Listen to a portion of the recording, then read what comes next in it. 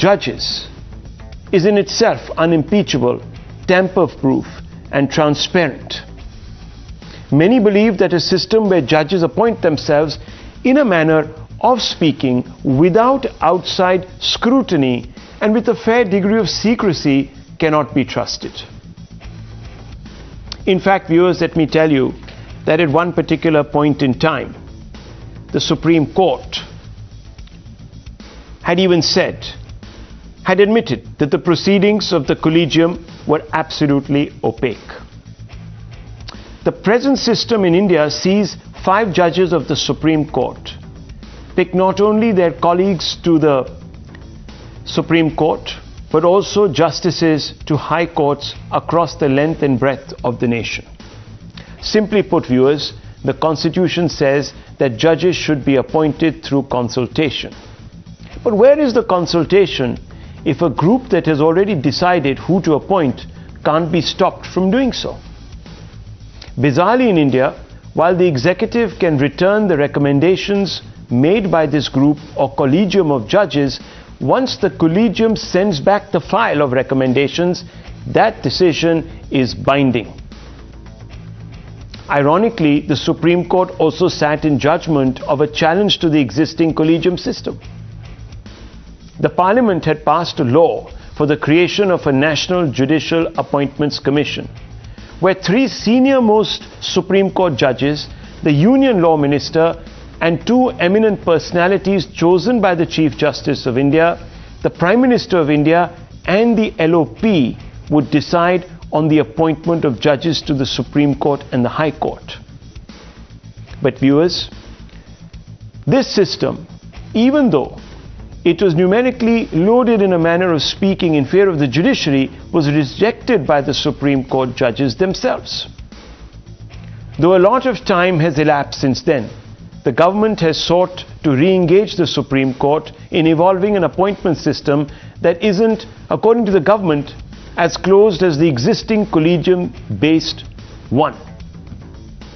The Law Minister, Mr. Kiran Rijiju, has written to the Chief Justice of India demanding that members of the government be appointed to the collegium. While we are not suggesting that this precondition satisfies the test of transparency, can it be denied, viewers, that the present system breeds opacity? Let's ask the question of our eminent panel tonight. And we are looking forward to have an extensive debate in an environment that lends itself to such a conversation. I have with me Justice S.N. Dhingra, former Delhi High Court judge, Salman Khurshid, former Union Minister, was also a law minister in the UPA, Sanjay Hegde, senior advocate, Aman Lekhi, former ASG, and Ranjit Kumar, former SG. With us, we also have the people's point of view, represented by Dr. Anand Ranganathan. Now, viewers, let me begin by posing my first question. And I want to begin first with Justice S.N. Dhingra, former Delhi High Court judge. Justice Dhingra, when until the early 90s, judges were appointed by what many people believe is a truly consultative process between the executive and the judiciary, why rely on an opaque mechanism such as the collegium system? And if we are not to rely on this, is the government's suggestion today to the Chief Justice of India agreeable to you? Justice Dhingra.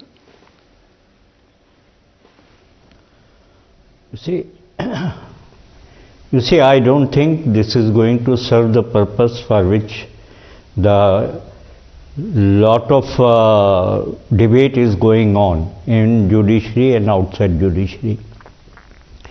The issue was that the opaqueness of this collegium system must go, and there should be another system in which the people know why the judges are being appointed, from why a particular judge has been appointed, what are his qualifications, what is his experience, what is his standing, and what merits he has vis-a-vis the other people which were considered.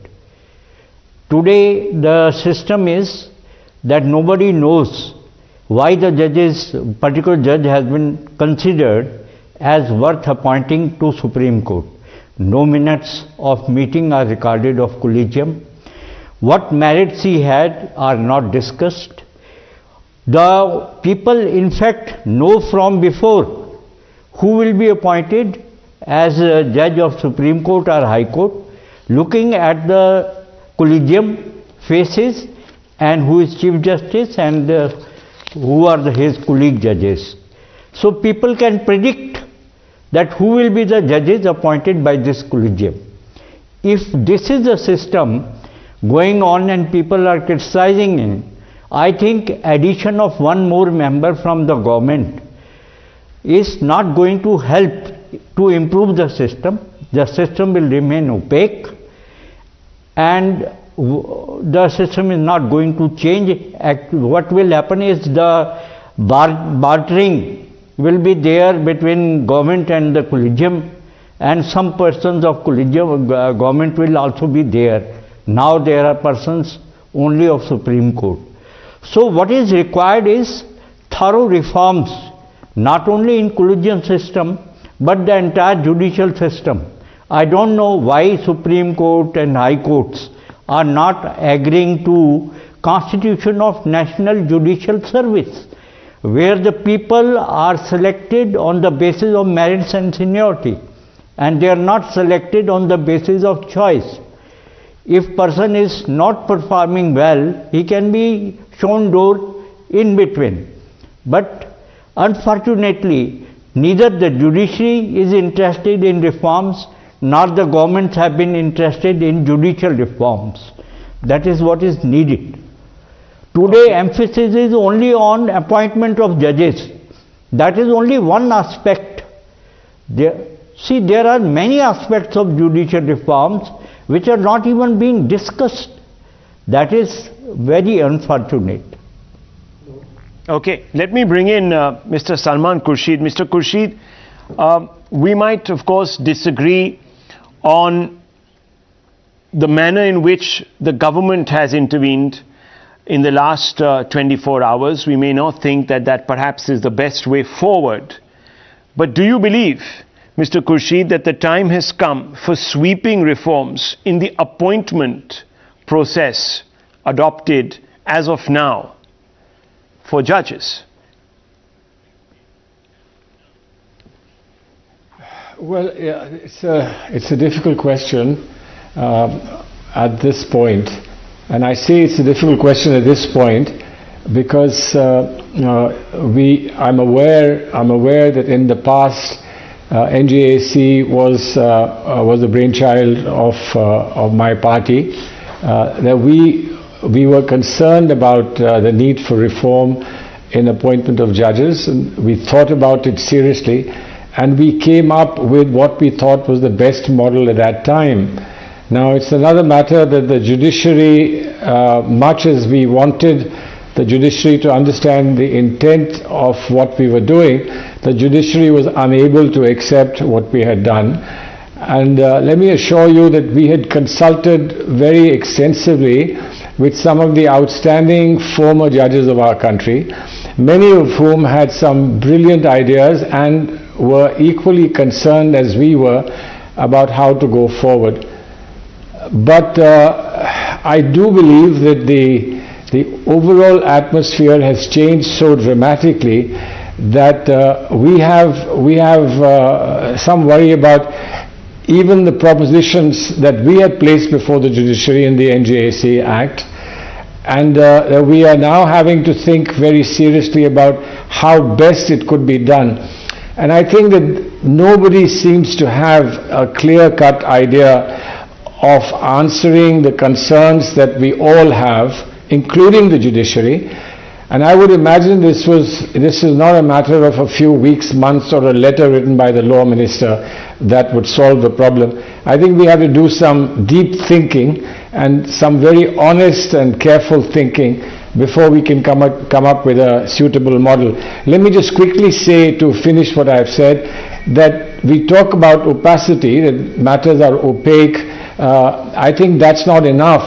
The fact that matters are opaque is not just enough. Putting another person there may add a much worse situation if you put a political person in there.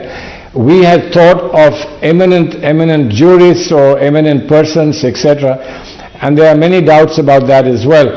So let me just say this, that I think this is something that you have to delve much deeper and perhaps relate it with many other things and dimensions of the judicial system.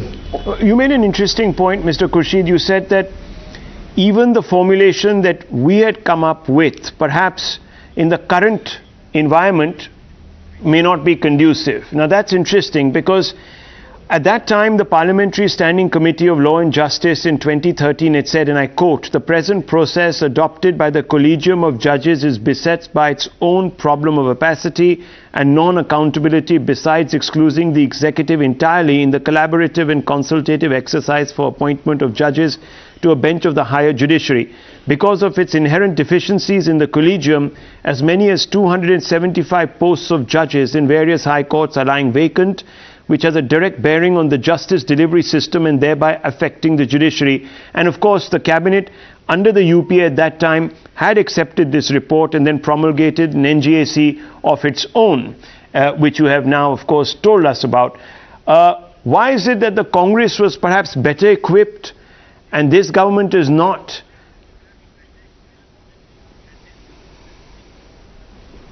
Well, not a question of Congress being better equipped and this government not being equally equipped.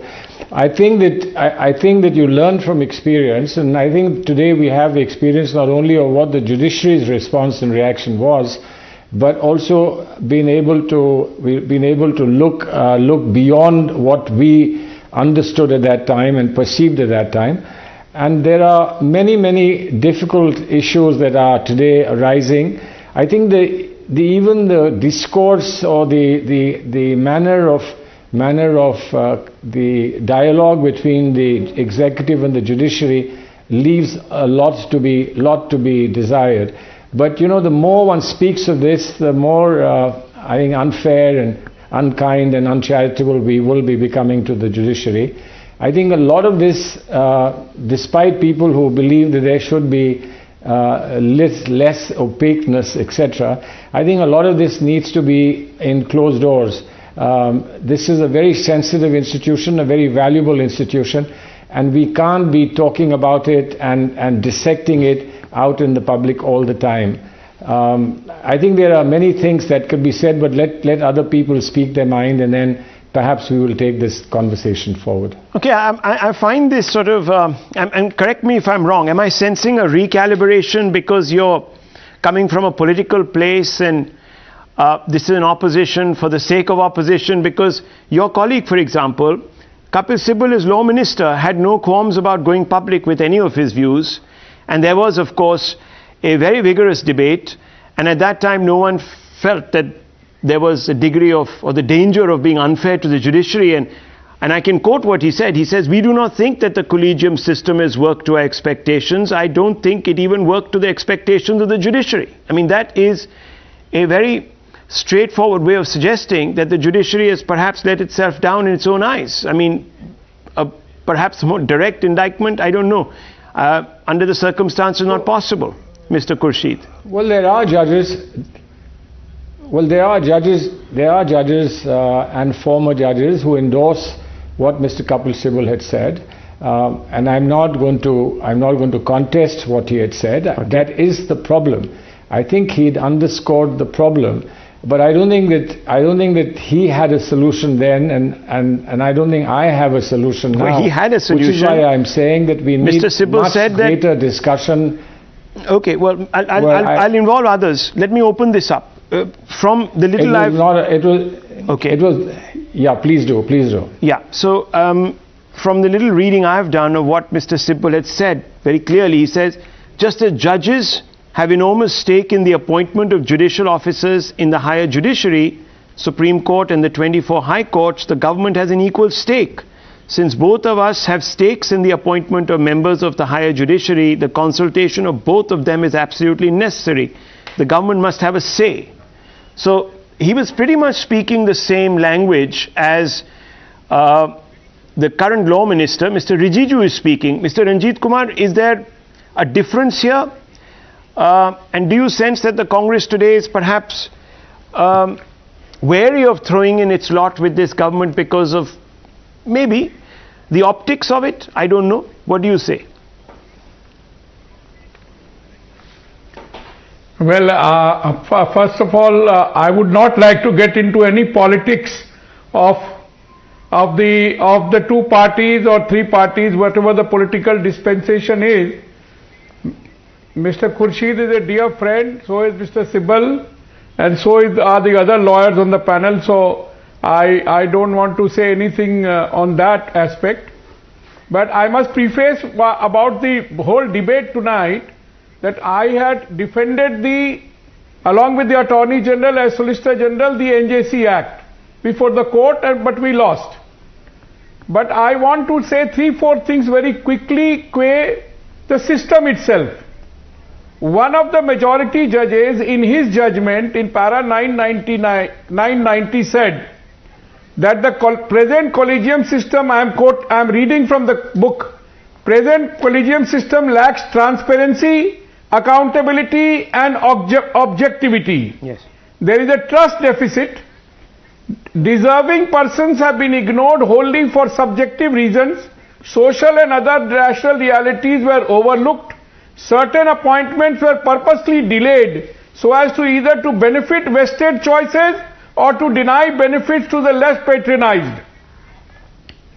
So therefore, this paragraph of the judgment of a majority opinion judge itself says everything what the government today is saying.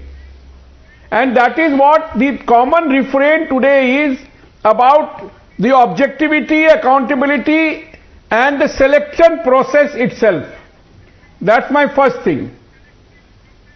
The second thing is that the consultative process which is mentioned in the Constitution has been brought into no consultation, only I am going to decide. Yeah.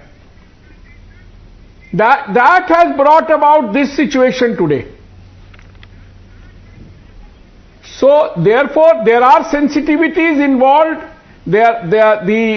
If you ask a retired Chief Justice or a retired judge, he will say the collegium system has failed.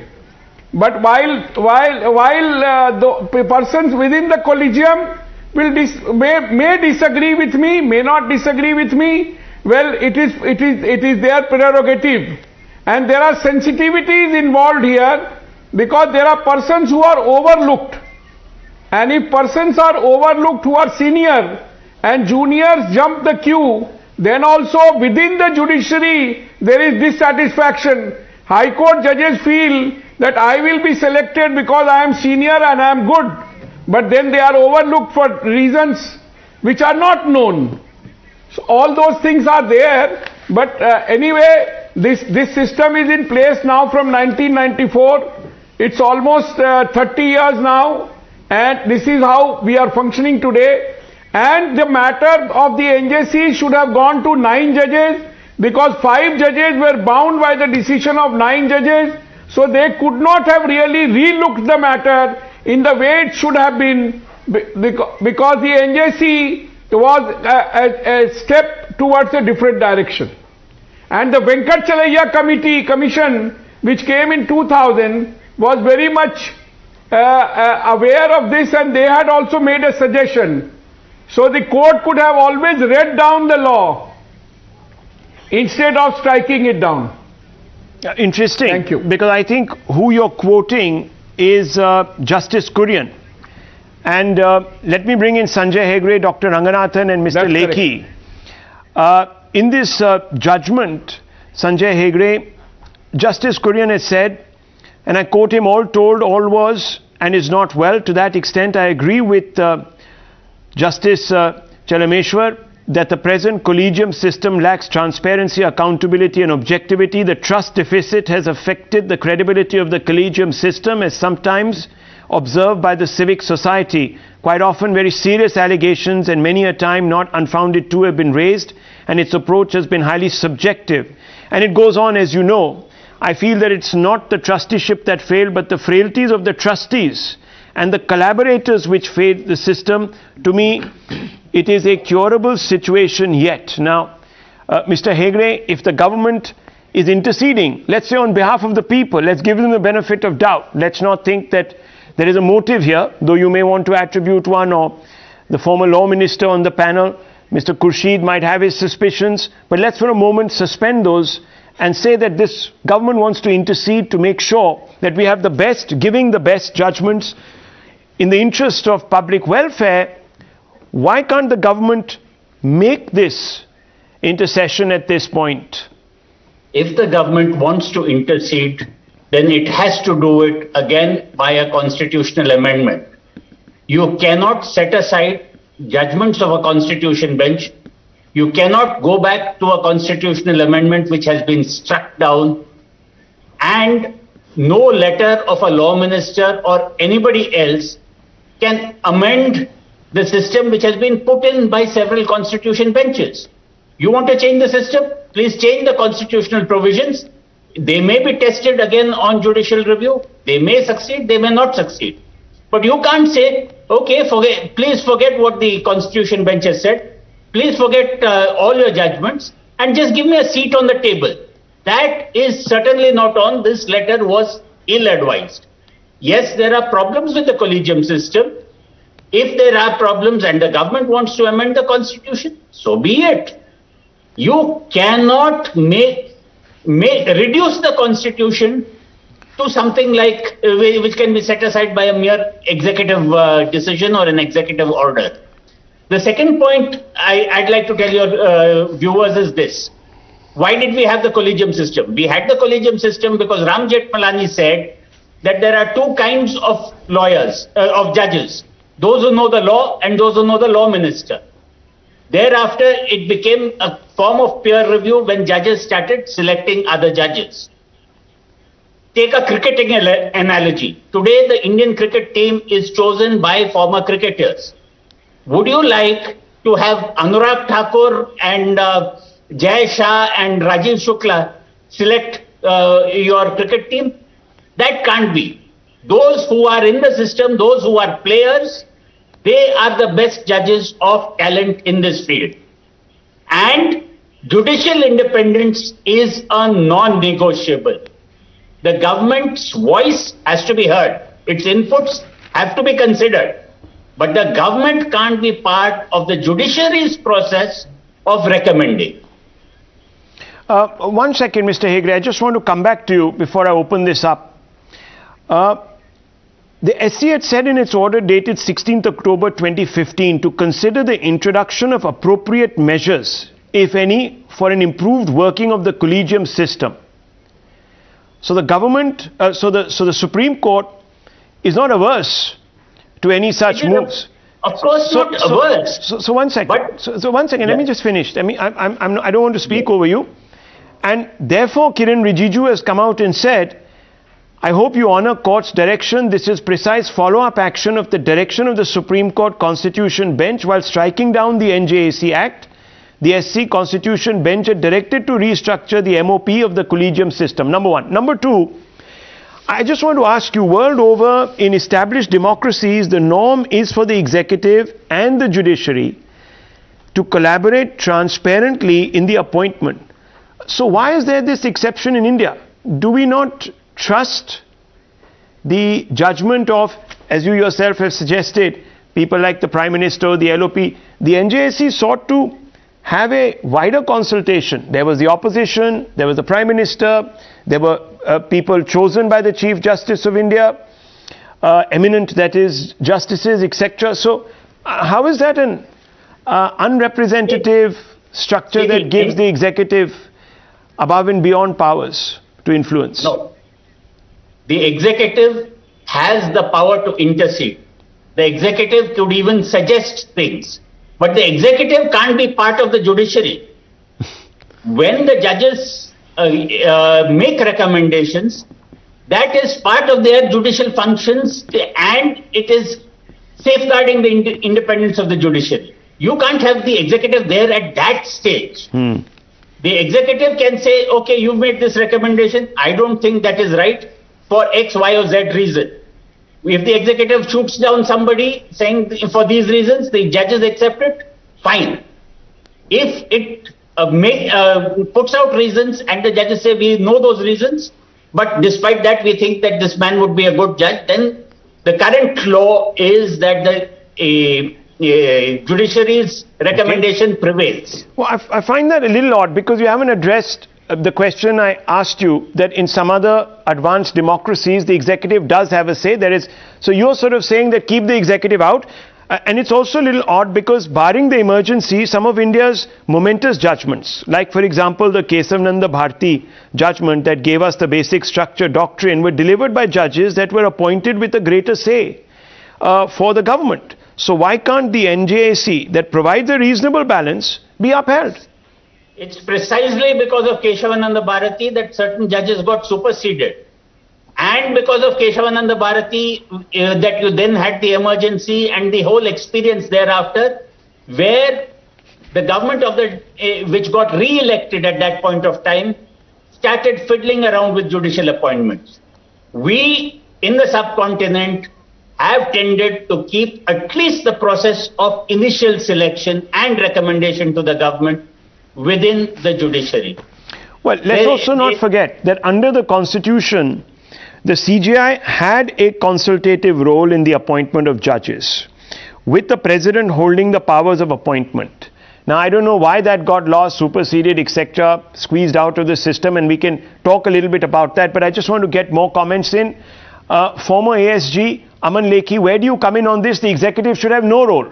So, the present law minister is completely out of his brief in some way, is completely transgressing his brief by even writing to the Chief Justice of India. How do you respond to that? Well, firstly, what I want to say is that no system is permanent or perfect. And because the system is not permanent or perfect, it's open to change. And change need not necessarily be bad. However, that said, when we are governed by a polity which is in some way regulated by law, change has to be legally sanctioned. And here, the method, you use the word engage. Here, my objection is the manner in which the engagement is taking place. Now, it does not, in my opinion, behove a law minister to write a letter to the Chief Justice on the question of appointment, when the method of appointment, whether we like it or not, stands settled by a judgment. Now, letters cannot alter judgments. It is for the law minister to take appropriate measures, either to have the judgment reconsidered or to bring a new law. What my objection to this entire exercise is that a very serious issue becomes reduced to one where a politician placed a gallery to excite emotions about an institution, to suggest that as far as the institution is concerned, the institution is in some way acting as a barrier to whatever development agenda the government may have, so as to create some kind of ill will towards it. This is what my primary objection here is. It would have behoved the law minister, because he said he's acting in terms of the Supreme Court directions. Now, if he has to really act in terms of Supreme Court directions, firstly, what was very necessary was that the memorandum of procedure to which reference is made should have been finalized. The memorandum of procedure has been pending consideration in 2017, that is post the judgment, and it is going to and fro from the court to the government. So why is the law minister silent as memorandum of procedure, and why is memorandum of procedure important? The memorandum of procedure is important for the very reason it's talking about. It had dealt with eligibility, it had dealt with age, it dealt with complaints and a secretariat. It had a structure in place for the purpose of memorandum of procedure. Now there is disagreement as to what the procedure is. Firstly, that is. Number two, when you talk about opacity, the opacity is not only, I'm not defending the collegium system. I personally feel the collegium system has its flaws and could have been substituted. The judgment in NJAC case could have been different, but nevertheless the judgment stands. The problem of opacity is not only with regard to the courts. The problem of opacity is also with regard to the government. And where does the opacity of the government come? Because it's an interactive process in any case. Government is not excluded. Government should not be excluded from the process. There's no reason why the government should be excluded. I am not going to take an extremist position. The government cannot possibly be involved in it. But the point is, how does the government act in this particular case? Now, insofar as the involvement of the government is concerned, one, both at the time of sending the recommendees to the collegium, and two, after the collegium makes a recommendation to consider the those who have been sent, the government sits on it. And when the government disagrees, the government doesn't come up with reasons for the disagreement. Now, as far as opacity is concerned, when the relationship is interactive and you have at both ends the court and the government, the requirement of transparency will be equal where both are concerned. So what the law minister should also have addressed is that as far as this question of the government returning, does the government set out reasons for returning? Now, if the government doesn't set out reasons, we are not here dealing with politics. Politics is not. True, I understand that. We are here governed with the system. Now, the 2 points, which eventually, this is summing up what I'm saying. Point is, as of today, the law is collegium. So, if the law is collegium and the government is bound by law and the law minister has taken that particular oath, it behoves the law minister to work the system. Right. And he works the system to perform his part in the system, which is not being done, firstly. If there's an objection to it, then the law mandates that the alteration should be in the manner the law stipulates, which is again not done. And thirdly, a misstatement is made and it doesn't behove high constitutional functionaries addressing the public, because the lay people will not understand this. The educated know that what is being said by the government is in terms of the Supreme Court order, but it is not. Because then a narrative is created that what is called as in terms, if the Supreme Court does not act, the Supreme Court is acting in defiance of itself, and therefore it's an institution out of everyone's control. So what I am saying is, these are sensitive issues to be seriously addressed and not be made the subject matter of petty politicking on either side. And an example should have been set by the law minister to be a bit more responsible in his comments and restrained to in fact put this matter in the correct perspective and specify the lapses at both ends of the system, because they are there at both ends. It's not a question of opacity of the judges only. So I personally feel I find this interesting because, you know, are we treating the justices like people incapable of introspecting? Do they need to be forced and kick-started to reform? I mean, we are putting all the sort of onus on the executive, etc., bring a law, bring a new law. What about the justices themselves? I'm sure they have a higher conscience, and let's not say for a moment that the judges themselves are not above playing to the galleries. So, if there is a problem, and that problem exists, doesn't it devolve upon the judges themselves to perhaps come up in a manner which behoves their station to do the reform? Mr. Lekhi, why should we only be sort of saying, oh, come, we have to force you into doing something? Shouldn't the justices be aware of what, for example, Justice Chalameshwar said when he gave the dissenting judgment in the NJAC verdict? He said the fiasco created in the Dinakaran case and Shanti Bhushan case would justify the participation of the members of civil society in the process to eliminate from selection process the malafides involved in the process pointed out by Ramapal Justice. The above mentioned two are not the only cases where the system failed. It's a matter of public record. I mean, he says matter of public record. That in the last 20 years, after the advent of the collegium system, number of recommendations made by the collegia of high courts came to be rejected by the collegium of the Supreme Court. There are also cases where the collegium of this court quickly retraced its steps, having rejected the recommendations of a particular name made by the High Court collegium, giving scope to a great deal of speculation as to the factors which must have weighed with the collegium to make such a quick volte-face. Such decisions may be justified in some cases and may not in others. There is no accountability in this regard. The records are absolutely beyond the reach of any person, including the judges of this court, who are not lucky enough to become the Chief Justice of India. Such a state of affairs does not either enhance the credibility of the institution or good for the people of this country. So why should, if this is the case, the Chief Justice of India and other brother judges be perpetuating such a system, Mr. Lekhi? Well, you see, there's a basic flaw in what you're saying. Right. I'm not saying. Justice Chalameshwar is saying. Please. Thank you. You are quoting Justice Chalameshwar to make a point. Right.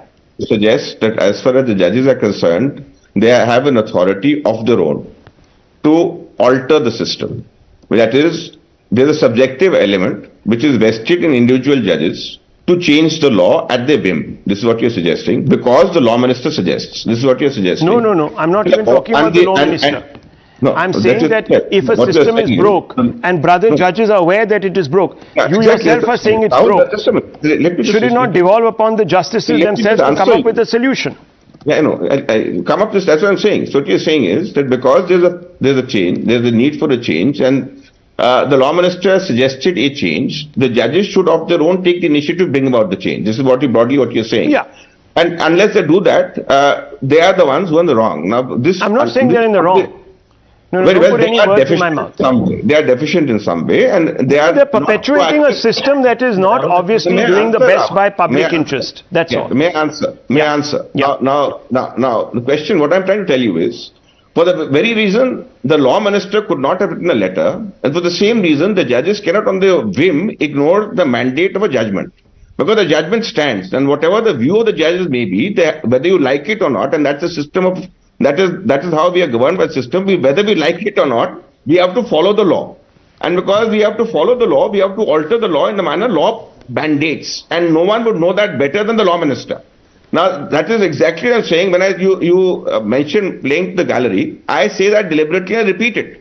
It is playing to the gallery because he knows that the letter is not going to have any effect. It cannot possibly have an effect because the effect can also be in a manner. No, but maybe Mr. Lekhi, maybe because of the renewed debate, it will nudge people in the judiciary who seem to have sort of adopted an ostrich-like approach, especially after the 16th of October 2015, when the Supreme Court itself said to consider introduction of appropriate measures, if any, for an improved working of the collegium system. So they do realize that there need to be appropriate measures to be taken. Now, we are disagreeing on who should take those measures. I understand that. But the point is the system is broken. Many people from within the system, including Justice Dhingra, are saying that there needs to be reform. And he's also saying that the judiciary and the executive haven't worked together to affect these reforms. But nonetheless, I would not like to absolve the justices of their responsibility towards also addressing the opacity in the system. So that's all I'm saying. That's all I'm saying. But let's open this up further. There's another. I'll come back to you, Mr. Lekhi, just 30 seconds. There's another, let me put it this way, member of the public, the direct stakeholder in this process, who wants to speak. Dr. Ranganathan, yes. Good evening, Rahul, and thank you for having me on this exalted panel of luminaries. And I dare say, I of course speak as a layman here, and if I am hauled up for contempt, may I request some of your panelists to please represent me pro bono. Look, I'll be very honest. The judicial system is broke, but it shouldn't be fixed by politicians alone. Let me explain. It's a scintillating debate, and I dare say today's topic throws more questions than answers. But one, 70,572 cases are pending in the Supreme Court, 5.91 million pending in the High Courts, 41.51 million cases are pending in the district courts. Worse, out of these 47 million pending cases, 182,000 cases are as old as 30 years. As many as 244,001 pending cases are of rape and child sex offences. India has just 20 judges per million population, worse than sub-Saharan Africa. 38% of High Court and 21% of judicial positions overall lie vacant. 76% of all prisoners are under trials. As I said, the wheels of justice aren't just grinding slowly. Rahul, they've come to a halt. And one of the primary reasons is judicial appointments. Yes, of course, this system where judges appoint judges needs a serious overhaul. Around 50% of High Court judges and 33% of Supreme Court judges are related to senior judicial members. Only 250 families have ever sent judges to the Supreme Court. Conflict of interest is rife. At one point of time, 34 judges of a High Court had relatives working as lawyers in the same court. CGI Khare admitted corruption was rampant in lower courts. 9 Supreme Court judges said there was corruption in higher judiciary, a fact disclosed in the Supreme Court itself. And yet, no one but the judiciary, through Article 235 as well as the 1997 declaration, can investigate judicial corruption. Quite obviously, judicial appointments need to be overseen by a neutral party too. But here's the thing, are politicians neutral? Anything but. Did you know the Congress blocked appointment of judges if they were in any way associated with the ideology of the RSS, or even so much as attended the funeral of an RSS person as Justice Chandurkar did of Golwarkar? And let me not even go into how many Supreme Court verdicts did the Congress overturn because of appeasement and placating vote banks. The Shah Bano verdict, the bank nationalization verdict, to name but two. It is obvious that if they overturn a judge's verdict, they'd much rather not have that judge there in the first place. BJP and all other parties are also cut from the same cloth, Rahul, make no mistake. Modi overturned recently the SC/ST Act verdict where the Supreme Court had banished the draconian clauses with cross-party support. Given a chance, politicians will choose judges based on their ideological or religious predilection. 3. So what's the solution? A. Have not only a government representative, but also a representative chosen by or indeed the leader of the opposition, as the NJAC did. But then again, there is a danger of cartelization as politicians look out for each other and they will scratch each other's back and choose a consensus candidate. B. Have a merit-based exam and interview for all judicial appointments, even higher judiciary. I mean, if we can choose scientists and cardiac surgeons at the highest position based on their merit and exams, why not the judges? Are judges any less of lifesavers than doctors? Okay, well, solutions we'll discuss. You've come up with two of yours. Let me just come back to also the fundamental point. Mr. Khurshid, let me bring in Mr. Ranjit Kumar, Justice Dhingra on this, and then as we build, I'll bring in the others also for a second round. Mr. Khurshid, I just want to ask you, plain speaking, do judges have no role in reforming the broke system? Are they absolved from doing so? Ironically, on the back of a verdict passed by themselves, upon themselves? How does this work? Please explain, because in our, stream, if a system, I just heard, sorry, I just want to make it a little personal. The judges very recently suggested that the media was flying off the rails, especially TV anchors, etc. They were completely out of control. And if they were out of control, then they should be benched. And the decision was left to one part, the industry itself, or the body that obviously is part of the oversight mechanism, so to speak, or then of course the government, which is of course a crazy concept to advocate. But let's say that we were asked to regulate ourselves. In the same way, are the judges, do they have no role in reforming the system? Should they just wait for the executive to ramrod a bill, etc., try again, what have you? Nobody ever said that, and I don't think the judges believe that to be so. But there is a system. Judges have to respond. They do suo motu things, but the suo motu procedures are also in response to something that has happened. So it's not a system that is an organic system that works by itself, but it's a system that needs to be triggered by something from the outside. That's how adjudication works. Of course, the judges have a responsibility, but my only problem is that many things that are said about reform are only on the surface. We need to understand a lot more that is deeper, and many of the things that have been said in this discussion, I believe, are extremely edifying and are extremely rewarding in trying to understand the challenge that there is in front of us. And the challenge in front of us is not just how we select judges and who selects judges, but also how do we democratize the whole process, how do we decentralize the whole process, and how do we reach out to a larger number of people in the talent pool that exists in this country, both amongst lawyers and amongst laypersons. This is not something which in a half an hour, 45 minutes discussion, we will find a solution to. Judges have a responsibility, public has a responsibility, politicians have a responsibility, the media has a responsibility, and I think we should all be willing to accept responsibilities for ourselves, and then perhaps we will move forward. There are no easy solutions at all. There is nothing like putting in a coin and getting something back and say, here's reform, I've done reform. Reform must happen, but reform is not an easy thing to do. And perhaps what you require is an all-party conference Right. to think about how we should move ahead with our judiciary. Right. It's interesting because, you know, Mr. Khurshid, a few years ago, 5 justices walked out into the open. They arranged themselves in a semicircle in the lawn of the Supreme Court, and they called for reform. Some talked about bench fixing, very serious charge, bench fixing, viewers. And I remember what the opposition said, they're right. Yeah. They're absolutely right, these people. There's bench fixing going on. One of them happened to become the Chief Justice. The matter is closed. No one knows what's happened.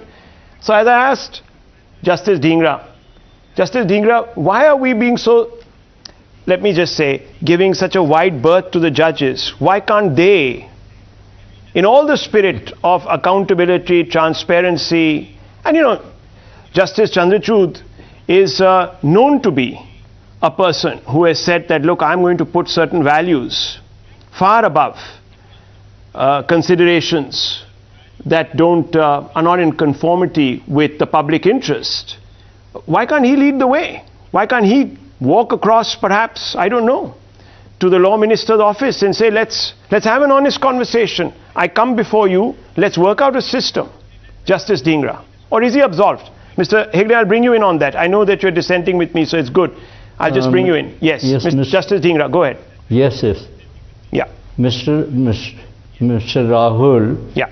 Mr. Rahul, only that person can lead judiciary who has actually seen the woes being faced by the common man. Today in the judiciary we have people who have no touch with the common man. They do not know, as Mr. Ranganathan has given figures, a situation is much more worse. Even a small case, see, of check bounce takes 5 years to 10 years in our courts. And that also with so much disappointment that people have become, see, they are openly saying this system has collapsed. You are only looking at Supreme Court. But look at right from bottom till Supreme Court, we don't have judges. Yes. We have babus who are there to spend their time, who are there, see, in trial court, they are given units, they fulfill that criteria of giving units per month, and they think their duty is over. At High Court, they think they have come to enjoy the life, they enjoy, and then they try for Supreme Court or for post-retirement jobs, and after that their life is over. Same is Supreme Court. In Supreme Court, we have great babus as great bureaucrats who think they have achieved the achievement of life. Now nothing is to be achieved. Why should they worry about there is no judge who worries about this country, who wants to bring reform. Otherwise, it is within their power to reform at least procedures in Supreme Court and in High Court and in trial courts. Right. They don't even do that. The procedures are not to be reformed only by executive. Yeah. They are to be reformed by judges. Exactly. They don't do that. They don't make performance simple. They don't do their duty even of at one proper time, invigilation and Justice Dhingra, at one time, of trial courts. At one they time, don't do supervision of absolutely. At one time, Justice Gogoi, Justice Chalameshwar, Justice Lakur, Justice Kurian Joseph, 4 judges walked out into the open. They took the sunlight, which is the best antidote, and said, there's a problem. But they haven't fixed it. They went back quietly into their chambers and they never fixed it. So I want to bring in senior advocate Mr. Hegde. My problem is silence is allowing people with vested interest. Just a minute. All these judges. Yeah. Yes. Yes. All these judges. All these judges. All these judges were chief justices at some point of time. It's true. Were chief justices at some point of time. Yeah. What they did in their own High Court, what reform they brought, please ask them. Okay. Well, they won't subject themselves in the manner that you are, sir, to a question and answer session. I hope they will, and I will approach them, and I will say that Justice Dhingra, will we also be part of the panel? I'll ask you these questions, but one second. Let me bring in Mr. Hegde. Mr. Hegde, the silence on the part of the judiciary, Justice Chandrachud has spoken on so many issues. So did his predecessor.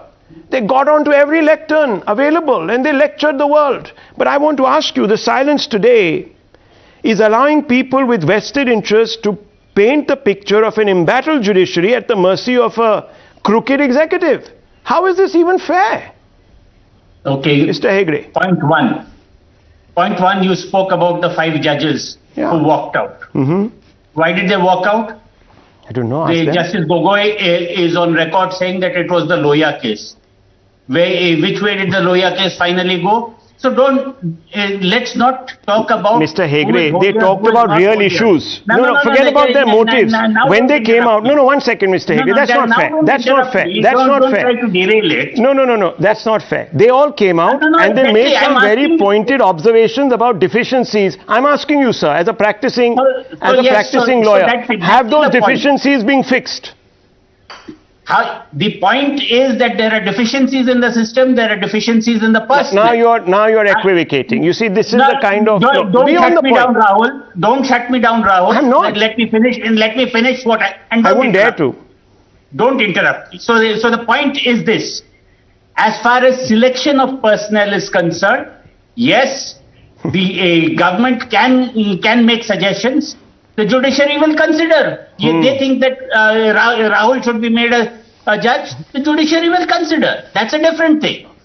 But to give the government any say of totally blocking any appointments, even today the collegium. I don't think the NJAC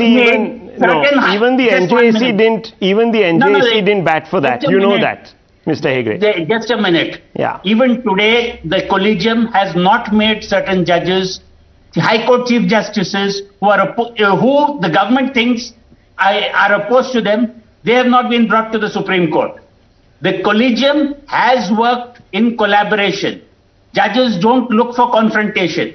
As an institution, they are more status quoist. Despite that, we now have a government which needs total obedience. Look, those are now very subjective. Now that's a very subjective. Hang on, Mr. Hegde. Mr. Hegde, you can. I'm not stopping you. You're absolutely right in saying that you can apportion blame and park it completely at the doorstep of the executive, and you're within your rights to say all of that. But you know that won't be fair on the conversation we're having. Yes, Dr. Ranganathan is raising his hand. Yes, sir. Please go ahead. Yes, thank you very much. Yeah. Not to interrupt this exalted panel, but just to say I have tremendous respect for Justice Dhingra. He's like a father figure, and he's made some remarkable judgments. But can I please slightly disagree with him on this count? Because the tragedy of this country, Rahul, and I speak as a layman here, is that suddenly all Indians find their voice, conscientious voice, coming from above or wherever it may be, once they retire. So a bureaucrat will suddenly say these are the loopholes in the system when he's retired. So let me bring in former SG Ranjit Kumar on this question. Mr. Kumar, is the government completely today at fault? It's a very simple question. Let's get to the bottom of it. Well, let us put it this way, that the government is not at fault at all, when Mr. Sanjay Hegde also says the same thing, that the government can make suggestions. Now what I am saying is that what is the meaning of consultation? Is consultation to be a superiority of a collegium, or consultation is that a process between the two when people consult each other and do something? So therefore, if there is a consultation, that the word consultation has been given a meaning today by 9 judges, which according to me does not go into the common sense, that consultation will not mean that whatever I say you have to do it. So if the government is saying that I want to consult, you should consult me also, what is wrong about it? That's all. And secondly, I don't agree with the example of cricket given by Mr. Hegde, because the cricketers are playing and everybody is watching the game on TV. So therefore the persons who are selecting are knowing and seeing everything. Where are you seeing all this on TV of all the judges being appointed? Where are you seeing their performance? That is why. You have no place to see their performance. It is now that we are seeing constitution bench hearings to be on TV. Well, let me even say, sir, when you're talking about opacity, example is not right. When you're talking about opacity, I don't believe that taxes. Yes. The judges even have to file taxes. It's left to their better judgment. Even that leeway is given. That's what I'm told, viewers. That I'm not aware of. I don't know. I am not aware. The law minister, former law minister would know better. Okay. I have no idea. Okay. Well, so therefore, Rahul, like we have for every other important domain in life. Yeah. For example, be it medicine, be it armed forces, be it fighter pilots. Everyone goes through a rigorous merit-based selection. But true. Now, if the judges were to go through that, you don't need the role of government at all. Exactly. And do they? And I request the Chief Justice of India and others, I'm sure they don't watch television because they do say that it clouds their judgment. So I'm sure they don't want to watch something they find reprehensible. But if ever word does get around that there was a discussion such as this and there was an anchor asking them to perhaps introspect, they might consider in all modesty. Thank you very much, viewers, for watching this. Thank you very much, our panel, for contributing your point of view. Thank you very much.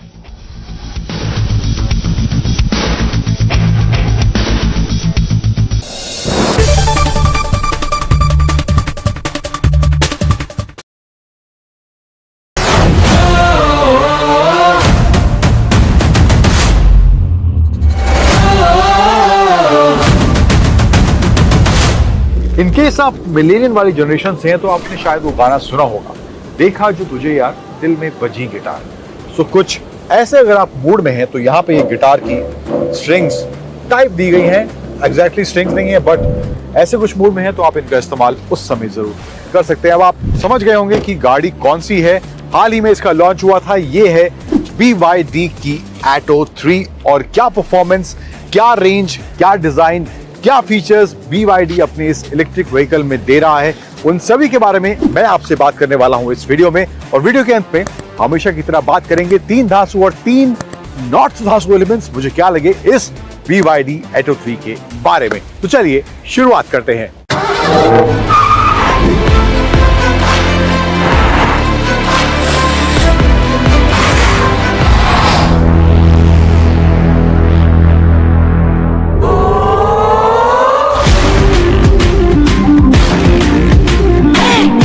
तो शुरुआत कर लेते हैं इस Atto 3 के design वाले aspect से। तो फ्रंट में BYD ये कहना है ये गाड़ी का डिजाइन जो है ओवरऑल ड्रैगन इंस्पायर्ड है, चाइनीज ब्रांड है, तो कुछ वैसा ही एसेंस BYD कह रही है हमने इस गाड़ी के डिजाइन और स्टाइलिंग में देने की कोशिश करी है। हालांकि ड्रैगन इंस्पायर्ड तो मुझे फ्रंट ज्यादा नहीं लग रहा है, बट फिर भी यहाँ पे सेंटर में बड़ा सा BYD का लोगो है, क्रोम का एलिमेंट दिया गया है थ्रू आउट जो जाता है इसके फ्रंट हेडलाइट के ऊपर से सेंटर तक। एंड हेडलाइट जो है क्रिस्टल LED कॉम्बिनेशन लाइट्स यहाँ पर इसमें देखने को मिल रही हैं। एंड DRL देख रहे हैं, देखने में खूबसूरत ही काफी लग रहा है। इसका फ्रंट जो लाइट का सेक्शन है काफी स्लीक कॉम्पैक्ट इसका हेडलाइट का डिजाइन लग रहा है। एंड जो टर्न इंडिकेटर्स हैं वो भी इसके DRL में ही इंटीग्रेटेड हैं, तो यहाँ पे जब इसको टर्न इंडिकेटर ऑन होंगे तो ये DRL टर्न इंडिकेटर का काम भी करेगा। इसके अलावा इलेक्ट्रिक गाड़ी है तो फ्रंट में कुछ यहाँ पे इवेंट वगैरह देखने को नहीं मिलेगा, ऑब्वियस है। एंड इसमें जो है ADAS लेवल 2 के फीचर्स देख सकते हैं आप, यहाँ सेंसर्स वगैरह, रेडार वगैरह यहाँ पे इसमें देखने को मिल रहा है। एंड 360 डिग्री कैमरा यहाँ पर इस BYD की Atto 3 में इधर दिया गया है। साइड प्रोफाइल पे आए तो यहाँ पर जो टायर्स इसमें दिए गए हैं वो हैं 18 इंच के 215 सेक्शन के टायर्स दिए गए हैं। एंड यहाँ पे जो डिजाइन है एलॉयस का ये भी थोड़ा स्पोर्टी स्टाइलिश देखने में जरूर लग रहा है। BYD का हब यहाँ पे सेंटर में दिया गया है व्हील में। एंड ओवरऑल जो यहाँ पे डिजाइन है, यहाँ पे क्लैडिंग थ्रू आउट जाती हुई आपको पीछे तक इसमें देखने को मिलेगी। BYD डिजाइन की बैजिंग यहाँ दी गई है क्रोम में। यहाँ पे जो है इसका ये चार्जिंग सॉकेट है। एंड इसका जो चार्जिंग सॉकेट है वो आप एक्सटर्नल पावर कहीं आपको देनी है, छोटा मोटा कुछ आपको कॉफी मशीन टाइप छोटा मोटा फ्रिज आपको यहाँ पे इससे एक्टिवेट करना है, इलेक्ट्रिसिटी देनी है वहाँ पे, तो उसका इस्तेमाल इस तरह से भी करा जा सकता है। तो ये एक ऑप्शन BYD ने इस Atto 3 में दिया है। देन साइड प्रोफाइल में क्रोम का एलिमेंट थ्रू आउट इसके विंडोज के आसपास, एंड यहाँ पर थोड़ा ये सिल्वर टच इसके रूफ रेल में इधर देखने को मिल रहा है। डोर हैंडल्स जो हैं बॉडी कलर्ड है, एंड ORVM जो है इसमें जो है हीटेड का भी ऑप्शन दिया गया है। तो हीटेड ORVMs है एंड ब्लाइंड स्पॉट मॉनिटरिंग के फीचर्स ऑब्वियसली यहाँ देखने को मिलेंगे क्योंकि ADAS लेवल 2 के सेफ्टी फीचर्स इसमें दिए गए हैं। एंड नीचे डोर्स में भी थोड़ा ब्लैक और ये बॉडी कलर कॉम्बिनेशन इसके डोर्स में नीचे देखने को मिल रहा है। साइड से डिजाइन में कहूँ बहुत ज्यादा फ्यूचरिस्टिक नहीं लग रहा, बट ओवरऑल देखने में अच्छा जरूर लग रहा है।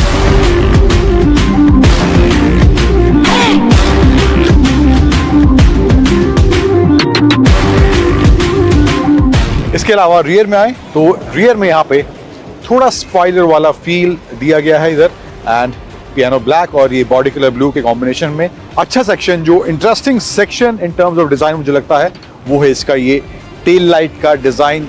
जो ये स्ट्रिप जा रही है इसकी टेल लाइट की जरूरत है। अब अमूमन ऑलमोस्ट सभी गाड़ियों में ये डिजाइन एलिमेंट हमें देखने को मिल रहा है, बट यहाँ पे इस BYD के Atto 3 में भी ये अच्छा देखने में रियर प्रोफाइल फ्रंट प्रोफाइल के मुकाबले मुझे ज्यादा बेहतर देखने में जरूर लग रहा है। क्रोम का एलिमेंट भी थोड़ा है, एंड BYD की फुल फॉर्म अगर आपको नहीं पता है इनकेस तो इन्होंने बड़ा बड़ा यहाँ लिखा है बिल्ड योर ड्रीम्स। एंड इधर Atto 3 की बैजिंग है, एंड लेफ्ट साइड में जाएं तो यहाँ पर इसका EV का बैजिंग इधर दिया गया है। सेंसर्स थ्रू आउट इसमें देखने को मिलेंगे, 360 डिग्री कैमरा यहाँ पे इसमें दिया गया है।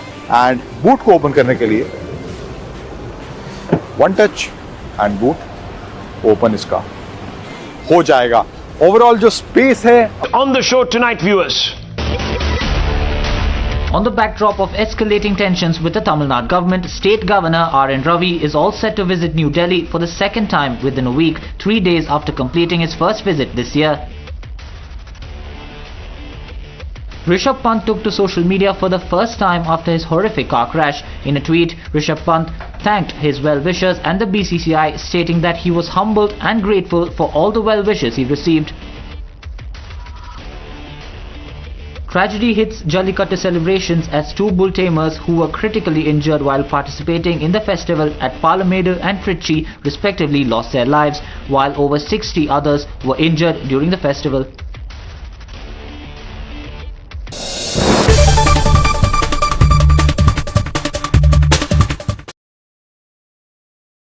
The smartphone category in India is anyway popular, right? उसमें भी जो 20 से 25 हजार वाले स्मार्टफोन्स हैं वो और भी ज्यादा पॉपुलर हैं। शायद इसीलिए Infinix ने आज अपना 020 स्मार्टफोन लॉन्च कर दिया है।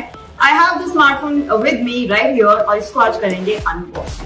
Hi, you're watching Gadget Time. This is me, Padmaja, and it's time for me to unbox this device और देखते हैं फोन में आपको क्या-क्या कंटेंट्स दिखाई देंगे। Let's begin.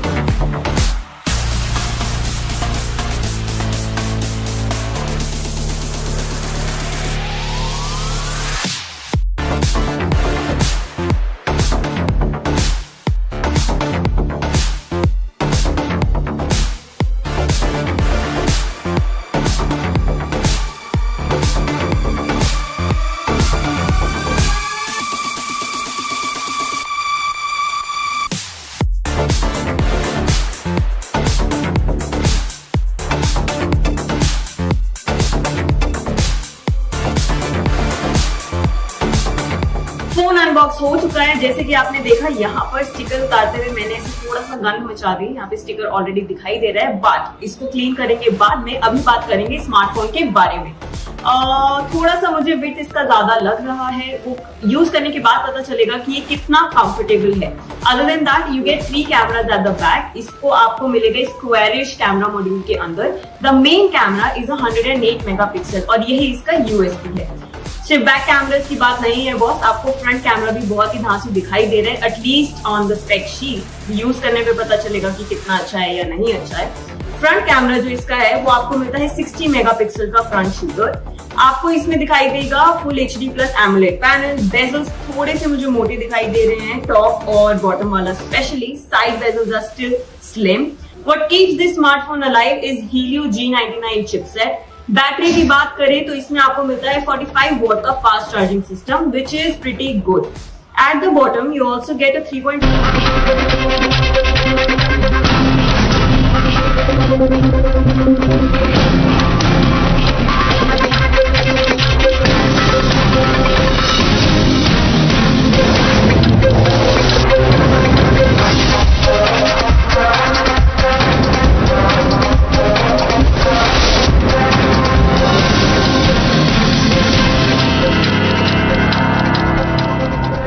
Good evening, ladies and gentlemen. Prime Minister Modi has set the roadmap for the big 2024 battle.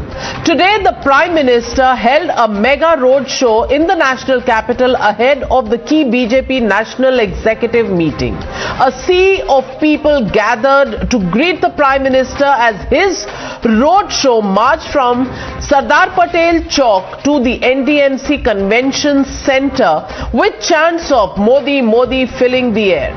And rose petals were showered on the Prime Minister's cavalcade.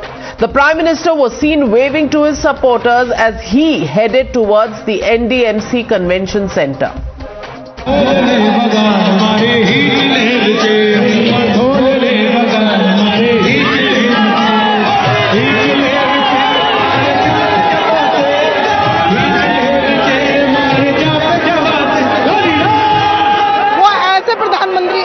यशस्वी प्रधानमंत्री, हमें गर्व है कि हम अपने देश में ऐसे प्रधानमंत्री को पाके हमारा सौभाग्य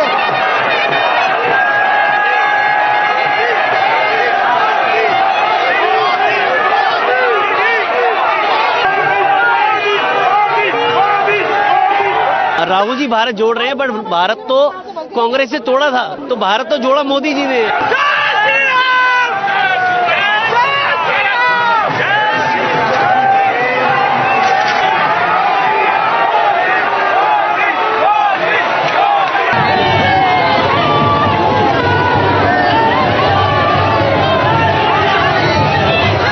देश के प्रधानमंत्री हैं, बहुत अच्छे हैं और आगे को भी यही आएंगे 24 में भी।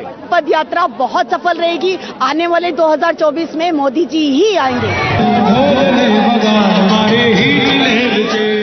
The two-day national executive meeting of the BJP comes after the landslide BJP victory in Gujarat and with its Vikas, Vishwas and Vishwaguru Bharat pitch. The BJP aims to win the 9 state elections as a prelude to the 2024 election battle next year. BJP National President JP Nadda, Union Ministers including Home Minister Amit Shah, Chief Ministers of BJP-ruled states and other senior party leaders for the next 2 days will brainstorm to chalk out the 2024 strategy, and the BJP has made it clear that winning all states is the agenda of the party. Honorable the party president exhorted all the members of the national executive to be ready with full commitment to ensure that the BJP wins all the 9 assembly polls scheduled for 2023 as a prelude to 2024 Lok Sabha elections. We have not to lose any state. Even as the BJP readies its 2024 plan, a jittery opposition has called Prime Minister's roadshow as nothing but event management. The Congress likes to believe that the BJP is visibly shaken as Rahul Gandhi's Bharat Jodo Yatra is gaining more and more popularity. Listen in to the criticism coming in from the opposition. ये दर्शाता है कि BJP बौखलाई हुई है, घबराहट में है, परेशानी में है और कैसे भी न्यूज मैनेजमेंट करना चाहती है ताकि भारत जोड़ो यात्रा के बारे में खबर पीछे हट जाए और हेडलाइन बने। Mr. Jairam Ramesh says it's correct that they are feeling insecure. First, they wanted to defame and dilute Bharat Jodo Yatra, but they did not succeed. Now Rahul ji is taking a crowd which nobody in the world would have taken. BJP RSS के पास अब देश में 2024 के लिए कोई agenda नहीं बचा है। पूरे देश में किसानों का इनके खिलाफ आक्रोश है। And that brings me to the legitimate question on the news hour tonight. Modi roadshow versus Rahul Gandhi's Bharat Jodo Yatra. Who has the advantage? That's the question and that's the debate. Coming up on the other side. You're watching the News Hour at 9. Debate number 1 on Times Now. Super Prime Time. And joining me tonight on the news are Nalin Kohli, national spokesperson of the BJP, Abhijit Iyer Mitra, political analyst, Smita Prakash, editor of ANI, Riju Datta, spokesperson of the Trinamool Congress, Karthik Reddy, spokesperson of the TRS/BRS, call it what you will. But my first question goes to Kamru Zaman Chaudhary, leader of the Congress party, joining me live from Kolkata. And I want to ask you, Kamru Zaman Chaudhary, BJP dar gayi? Really? Is that the question the Congress should be asking Prime Minister Modi after two majority elections that he's won in 2014, 2019 and several scores of state elections? Are you still serious when you ask the question on panic within the BJP because of Bharat Jodo? Well, Navika, very good evening to you and your fellow panelists out here. Question is, the Pradhan Mantri, or may I say it, the Pradhan Pracharak Pradhan Mantri, he is doing what he does best, propaganda, overdrive. 2024 is to come, we all know it is coming. But then what has rattled the Bharatiya Janata Party and particularly our Prime Minister so much that he had to do the same as Bharat Jodo Yatra was trying to do? It all seemed to us like he was trying to undo the Bharat Jodo Yatra, what impact it has left on the ground, on the streets of Delhi, on the streets of India. He was trying to undo it. But as a Prime Minister, what the main moot question that the nation had today was, number one, where is our Health Minister Mansukh Mandaviya ji? What happened?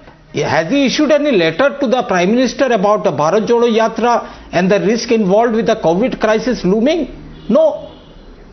The Prime Minister should have stated something about the smart cities that he was supposed to develop over the last 8 to 9 years. We have got smart cities to sinking cities now. What happened to the $100 billion trade deficit with China when we had the Make in India propaganda? What happened to all those things? From MLA poaching to forming governments, that is the main mantra of the Bharatiya Janata Party. Well, they have won Gujarat on a popular mandate, no doubt about that. But they have lost Himachal Pradesh also. All right. They have snatched Kamru Zaman Chaudhary, you seem to have forgotten that Prime Minister Modi was campaigning, was doing roadshow in several states, was meeting people, touring the length and breadth of India, even when Mr. Rahul Gandhi was neither seen in Parliament nor in the rest of the country. But be that as it may. Nalin Kohli, the question here is, Covid यात्रा से आप डर गए थे क्योंकि you sent a notice that the Bharat जोड़ो यात्रा से आप डर गए थे क्योंकि आपको लगा ये कोविड यात्रा हो जाएगी. अब कोविड का डर नहीं है. That's the question Kamruzzaman Chowdhury is putting to you. Congress is the living example of Alice in Wonderland in India. And all I can say is they do have a Lewis Carroll equivalent in their party.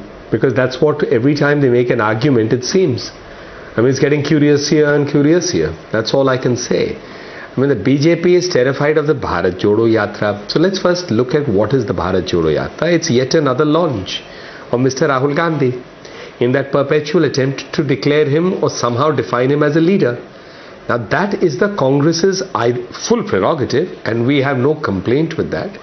Secondly, the event itself, or the Bharat Jodo Yatra, is borrowing personalities and what the media has reported, including on a professional engagement basis. So be that also. Now, if we go by Mr. Rahul Gandhiji's addresses or whatever he speaks about it, there's enough on the social media to also explain that what one part of the country believes is the impact and what the Congress party believes is its impact. In all of it, finally what speaks? What speaks is what is the agenda and what is the outcome. So now let's come to the BJP government. the BJP government in 2 elections, that is at the center, where Prime Minister Modi has been elected as a single party majority government in 2014 with a greater amount of seats in 2019. That government is consistently racing ahead on development. Let me pick 2 figures. Mr. Chaudhary, his media cell perhaps has not given him enough data. He said, what happened to the $100 billion trade deficit with China? It used to be $71 billion. And currently it's about $51 or $52 billion as I had seen the last figures. So I mean they are nowhere close to it. So it's actually reducing the trade deficit. In manufacturing, India gloriously was manufacturing mobile phones in 3 factories. That was the great gift of the Congress party. That our manufacturing was so strong that 3 companies thought they should manufacture mobiles in India.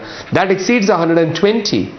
In terms of exports, is more than 10,000 crores. The production linked incentive, PLI, is leading to a spurt in industrial activity as never before. The world acknowledges India as a bright spot for the economy. India is a bright spot for manufacturing. India is a bright spot for many things. But the Congress party, having dug its head in the sand like an ostrich, or at least a proverbial ostrich, is unable to see reality. So they live in their own world. That's why I said they perhaps have someone equivalent to Lewis Carroll who's scripting their equivalent of Alice in Wonderland. Well, let me get in Smita Prakash. Smita Prakash, you've seen a lot of political rallies. I'm coming back to you, Kamruzaman. I want to give us and give our viewers a very just account of the Bharat Jodo Yatra versus, the Prime Minister himself. Is the Bharat Jodo Yatra actually increasing the credibility of Mr. Rahul Gandhi, or is it just another relaunch and image makeover? He's had many since 2014.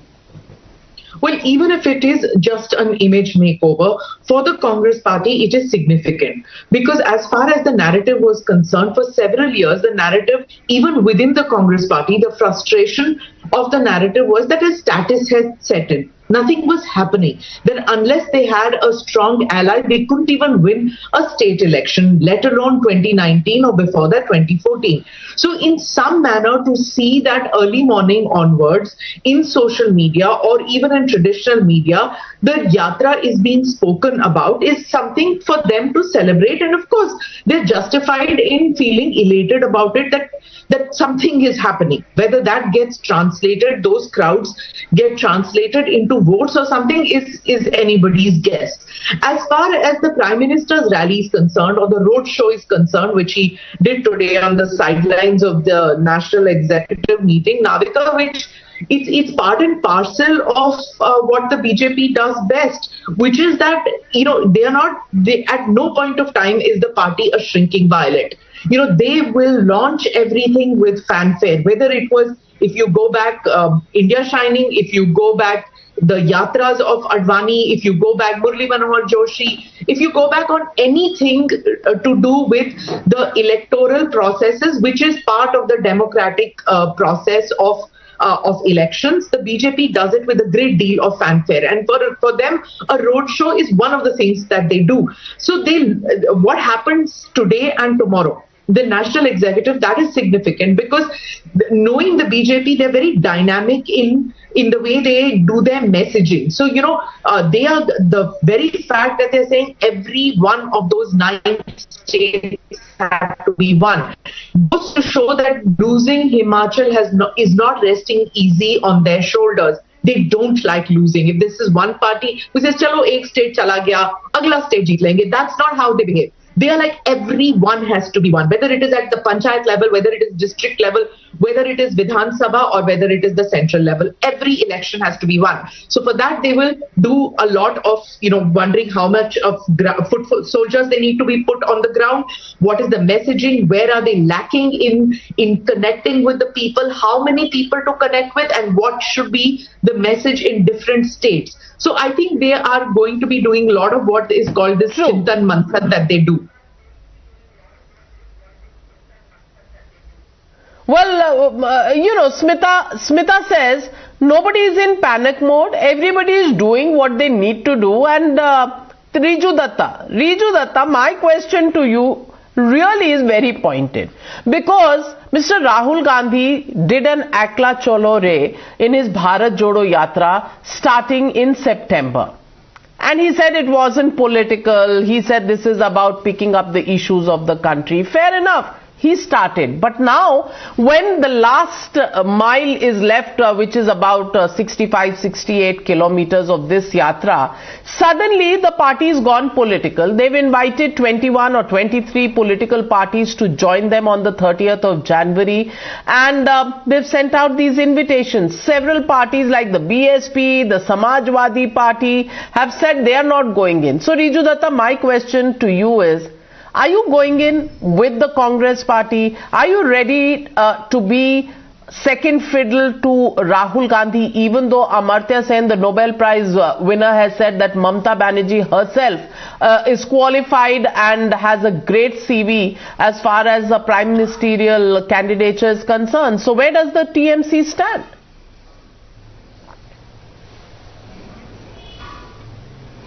See, Navika ji, we believe that we have to build an united India. And to build an united India, the opposition needs to be united, and that's the need of the hour. Well, the opposition is united on the issues of the people, and I believe in the 2024 general elections, it will be BJP versus Desh Ki Janta. On one side, you have, the politics over religion, mandir, masjid. On the other side, you have politics over, unemployment. On one side, you have politics over Pakistan, China, Aurangzeb and Nehru. On the other side, you have politics over inflation.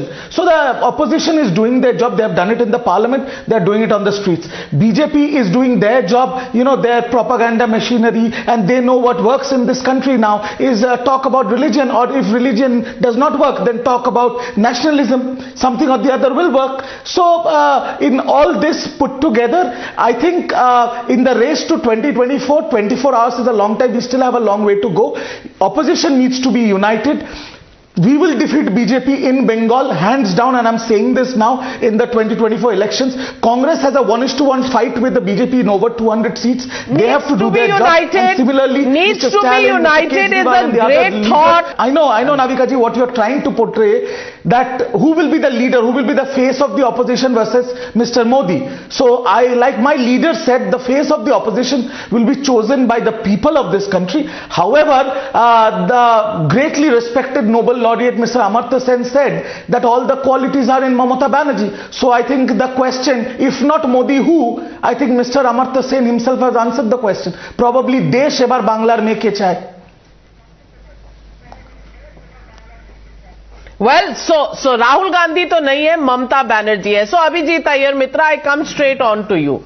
Number one, has Mr. Rahul Gandhi earned some brownie points in terms of credibility through the Bharat Jodo Yatra, and now is he more acceptable as a leading face for the elections of 2024? Will other political parties accept him? What is this invitation to other political parties, and who does it show in panic? Is it the Congress in panic, or is it the BJP in panic with the road show, as Jairam Ramesh points out? Thanks for having me, Navika. Now, you and I have been around this earth for quite some time. And how many times have we heard that Rahul Gandhi has finally arrived? I think I've heard it about 10-15 times. Every 6 months I hear that Rahul Gandhi has arrived. Rahul Gandhi is now the next most mature leader, etc., etc. Do you know, more than the Congress party and the Bharat Jodo Yatra's Twitter handle tweeting Rahul Gandhi's speeches, it was BJP aligned handles and BJP WhatsApp groups that were sending clips of Rahul Gandhi. They were talking, you go to Amit Malviya's Twitter timeline, there is more about Bharat Jodo Yatra than there is on the Bharat Jodo Yatra Twitter timeline itself. Who do you think is getting the political advantage of it? It is a source of great titillation and humor amongst the BJP. And there is actually a saying within the BJP, I don't know if people are aware of it, that Rahul Gandhi is the third tallest leader of the BJP after Modi and Amit Shah. So, this is, I'm sorry, I've seen this 15 times now. I'm not willing to believe that this is the 16th time launch and it is going to be successful. I agree with my friend from the TMC. I think the contest will very much be between three people in 2024. That will be Mamata Di, Rahul Gandhi and Arvind Kejriwal. The real secret is who breaks the linguistic barrier. I think Mamta Di tried it in Goa. It didn't work out. It failed. Arvind Kejriwal, I mean, do you actually consider Punjab to be outside the linguistic barrier of Delhi? Because remember, Delhi was part of Punjab state at one point of time. At least parts of Delhi were. So, you know, it'll be who breaks the linguistic barrier. Remember, this time out of the 52 MPs that the Congress has, 10 is the gift of the DMK.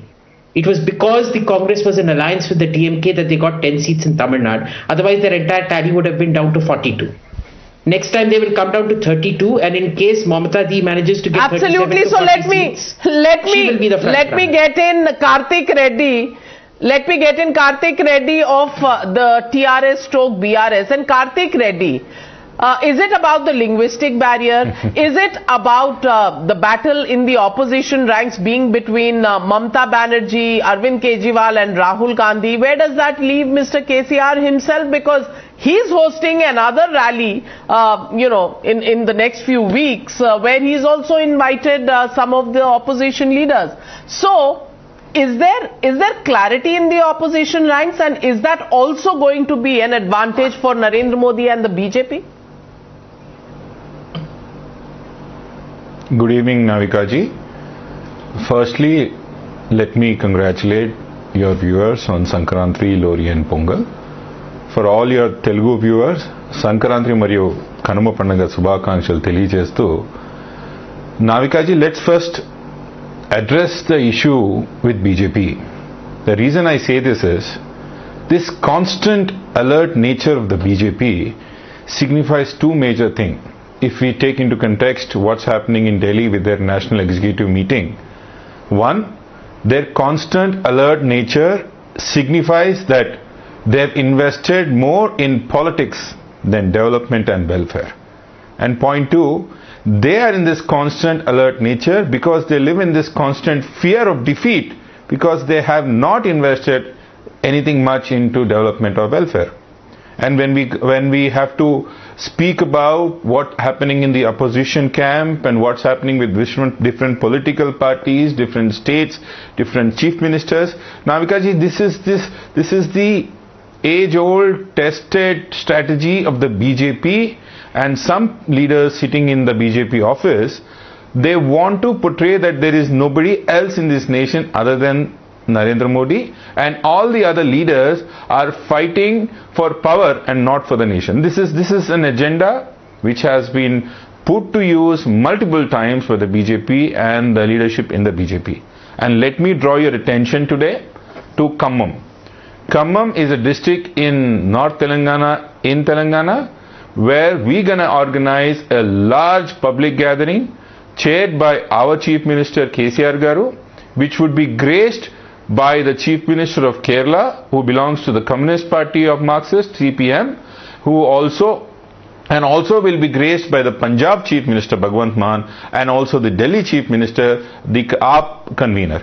And if this is not enough, Navika, the Chief of Samajwadi Party, Akhilesh Yadav, has graced our party office opening in Delhi, and also Kumar Swamy of Karnataka. If this is not forces coming together, if this is not like-minded people coming together to show unity, I don't know what is. This is a strategy of the BJP and like-minded people of the BJP to showcase that there is nobody else other than the BJP or Narendra Modi who can run this country. Then Mr. Kamru Zaman Chaudhary, where does that leave the Congress party and its 23 invitations? Because invitations are going from other political parties, not just from the Congress. And the Congress, Akhilesh Yadav not coming, KCR not coming, Mamta Banerjee, we don't know what's going on. And you're saying the BJP is in panic? Navika, we have invited a lot of political parties. We have even invited the top leadership of the Bharatiya Janata Party to join the Bharat Jodo Yatra also. Who comes, it is their prerogative. Is there regional politics that must be coming into the considerations? But Navika, the moot question tonight is, where does a political party stand in the ideological divide that the India is seeing today? It's a bipolar polity right now. One, either you have to be on the extreme right or you have to be on the ideological side of the Congress party. There is no other choice than the two. Because where to defeat Bharatiya Janata Party where are you? From the power in are you on the extreme left? In 2024. Are you on the extreme left? No, have you now become the CPM? We can, Congress has always, we are always the number one nationalist party apart from the pseudo-nationalism that most of the political parties now profess. We stand with our principles right from independence as a centrist nationalist party. That's our thing. But tonight, being candid on nationalist, let me just Nationalist Congress Party, I think is Sharad Pawar's party. Abhijit Iyer Mitra, correct me if I'm wrong. Isn't Nationalist Congress Party Sharad Pawar's party? Navika, that is correct. Navika, Congress is always a centrist party. It's a nationalist party. I'm sorry, Navika. Mitra might have got a few chunks of the thousands of crores to defame Rahul Gandhi. But it's all accepted because I wish have got some. Dada, if there is money, please give it to me. I desperately need money. That the BJP is spending so far on defaming Rahul Gandhi. But that's not the point. Navika, just 10 seconds that I wanted to spend out here. Just 10 seconds. Navika. The point here, Congress party. No, Kamruzaman Chaudhary, you made an allegation on Abhishek Iyer Mitra. May I tell you, he had been banned from social media. He was banned from social media, so how could he defame anybody? Forget Rahul Gandhi, anybody. Smita Prakash, loose and fast, balls being thrown by Mr. Kamruzaman Chaudhary. In Twitter. He's back now in Twitter. It's very easy to sit and defame people, come on the debate and later go on Twitter and defame. Let's face it, by saying that that the Bharat Jodo Yatra is something which is phenomenal as far as the political spectrum is concerned. It's phenomenal only for the Congress as of now. Navika, you asked, I think Abhijit pointed out that is going to be the language factor. I think I beg to differ, though Abhijit, very nice to see him back on debates and on social media, but Abhijit, I beg to differ with you because I don't think language matters so much as of now. Because, it's not going to be Modi versus one person before the election. I think they've all realized that. So there's no point fighting among each other because it's going to be on the language issue. It's only KCR. He's the only one who is absolutely comfortable in speaking in any of the languages, not Stalin.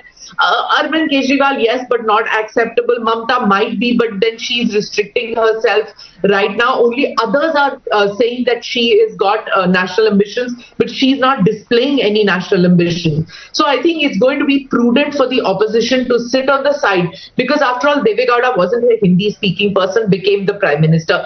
Gujarat was a Hindi-speaking, was an English-speaking person, barely spoke Hindi. Narasimha Rao was a polyglot. So, when you have language will no longer be an issue. I don't think that is going to restrict as far as the opposition is concerned, and they will not bring one person's name. That is my guess. One person's name, because Modi banam another person is sure shot going to be victorious for Modi in 2024. So they're going to sit it out and wait and for the khichdi to come up at the end of it and hope that they can cobble together a coalition and have a face post-election. Well said, Smita Prakash. But Riju Datta, I'm coming to you, Nalin Kohli. Riju Datta, I have a twofold question to you. Question number one, is Mamta Banerjee going to go to Kashmir with Rahul Gandhi or to, BRS, KCR in Khammam?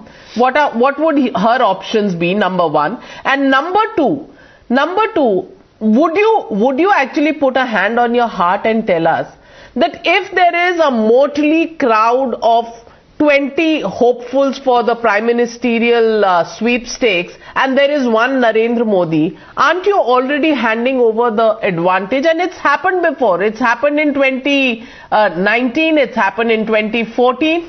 Don't you think the advantage continues to be with the BJP?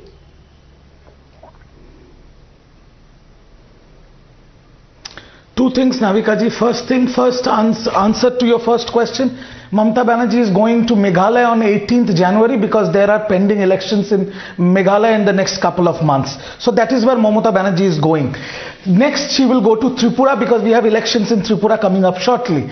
And the second question that you asked, I will only remind your viewers, because you obviously know that at one point of time, Mr. late Bharat Ratna Shri Rajiv Gandhi ji also had 400 seats and then he lost the election. So 303 is not an impossible task. I agree with Smita ji partially that there can be a post-poll alliance, but I will also say my leader has categorically said that she will leave it to the people of this country and she will leave it to the united opposition to decide who will be the prime ministerial face against Narendra Modi. So commenting further on that I think should not be right. But yes, the situation of the country with the anti-incumbency and everything, there's a very clear chance that if the opposition does what it is supposed to do and they are united in the fight against BJP, there's a very good chance in 2024 Narendra Modi ji is not coming back as the Prime Minister of India. And that's the point I want to take to Nalin Kohli. Nalin Kohli, everybody starts with the premise that the opposition should be united and the opposition is not united. Does that already give the advantage to Modi as the prime ministerial face for the BJP in 24? So Navika ji, I heard everyone carefully. So there are different aspects to where the debate is. The first is to your question. I think there's the politics of aspiration, which is what different political parties are articulating on your show also. And then there's the politics of reality and performance. So these political parties, each one is aspiring that, we're not saying it in some cases openly, that perhaps I can be the Prime Minister, perhaps I should be the Prime Minister versus the Prime Minister, who is Narendra Modi, and who is very clear that there is a model of his government which is about delivery, and this is a serious model of delivery. Because today, in addition to all the dynamics of elections, there is a voter who's a beneficiary of a scheme having reached him or her directly. Like 12 crore farmers, 6,000 rupees per year. Like 80 crore people with rice or wheat or other rations reaching them directly. Or like Ayushman Bharat, which covers almost half of the population of the needy in terms of family coverage. And same for housing, for other fields, Ujjwala. So these are direct beneficiaries who know that there is a model of delivery and performance, not a model of promise, which is what many of the political parties profess till now. So these are two models. We leave it to the discretion of the people. We respect them, the voter. We don't look at them as being made a fool of by the BJP. We believe we take our report card, they vote for that. But the other parties say, ye to bevkoof bana diya. So this is their contempt for the Indian voter. And Indian democracy is very, very mature. We shouldn't take it lightly. Next, let's come to the Congress party, which I must say, which is the lighter part of this debate. So the Congress party has its own approach to physics. There is physics as a science, and then there is the physics of the Congress party. Possibly, I don't know who their Nobel laureate is, but we've seen aspects of it or heard of it, like Mr. Rahul Gandhi's famous one, breaking the velocity of Jupiter or something like that. Or as Kamruddin has today said, Mr. Chaudhary, Kamru Zaman Chaudhary, he has said that there are two poles in bipolarity. There is an extreme right and then there is a center. I mean, as far as I've understood bipolarity from school onwards, is there are two poles. They are both apart. And your question was right. So you mean, are you trying to say you're on the extreme left? Then he suddenly realized that bipolarity took him into an area where he couldn't define his own political existence. So he made the second pole to be a center. This is new physics. And I think that also tells you about the Congress party's thinking. It's a joke. For everything, they have a dialogue. They don't have a plan. If they were a serious political party, they would go to the people. They would go to the people and talk of real issues. They wouldn't be talking of these kind of things. But then why should we complain? We are the beneficiaries of their approach to politics. Well, so then Nalin Kohli really agrees that the BJP has an ally in Rahul Gandhi and the Congress party, because it would much rather fight Rahul Gandhi than any of the other leaders in the opposition. Is that the takeaway, Nalin Kohli? But really, to say that the BJP is in a state of panic, Navika ji, you are correct in asking that question. No. Yeah. It's an aspiration. It's a hope. It's, as you say, I want to see the BJP in panic. I want to see the BJP in panic. And I read their display of strength as a display of fear. I read their popularity as nervousness. I read their preparedness for, going down and taking elections seriously. It's a serious exercise as one driven by panic. So this is their way of looking at it, and ours is exactly opposite. That we are performing, we must take our report card of the Modi government to the people. We must ensure that every voter at every booth gets to know what we are doing, because we believe that that voter will finally vote on that basis. With regard to the other political parties, as I always say that the voter in India, in this democracy, is extremely intelligent. ये जो public है, ये सब जानती है. So who's in panic mode? We don't know. The public knows that. And who has increased his credibility? The public will be the judge of that. All I can say on the News Hour tonight is that it's getting interesting in the winter of 2023, even 13 or 14 months away from the general elections of 2024. It's all up in the air. Everybody's pulled up their socks. Who's going where? We'll keep a watch on that. Thank you very much to my panelists for joining me on the News Hour tonight. But on the other side, the Congress party makes an official comeback on Times Network after a 9-year gap. Today, I caught up with Pawan Khera, the head of the media department of the Congress party, on what the Bharat Jodo Yatra really means. That interaction that I did is in Hindi for Times Now Navbharat. Just want you to take a listen in to that. You're watching the News Hour at 9, debate number 2 on Times Now, Super Prime Time.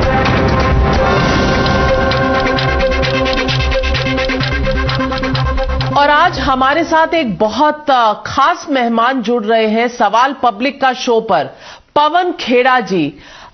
मुख्य media के साथ इनका role है Congress party में, और आज पवन खेड़ा जी बहुत सालों के बाद आपकी वापसी हुई है टाइम्स ग्रुप के किसी चैनल पर। पवन खेड़ा जी, मेरा सवाल आपसे है कि भारत जोड़ो यात्रा अब लगभग अपने आखिरी पड़ाव की तरफ बढ़ता हुआ नजर आ रहा है। तकरीबन 70 किलोमीटर का सफर रह गया है। आप इस यात्रा, भारत जोड़ो यात्रा का मुख्य अचीवमेंट क्या कहेंगे? राहुल गांधी का इमेज मेकओवर, कांग्रेस जो एक थोड़ी बिखरी हुई थी, उसका एक संपर्क जनादेश से टूटा हुआ था, उसको सुधारने की यात्रा, पॉलिटिकल यात्रा, या सिर्फ मोहब्बत वाली यात्रा?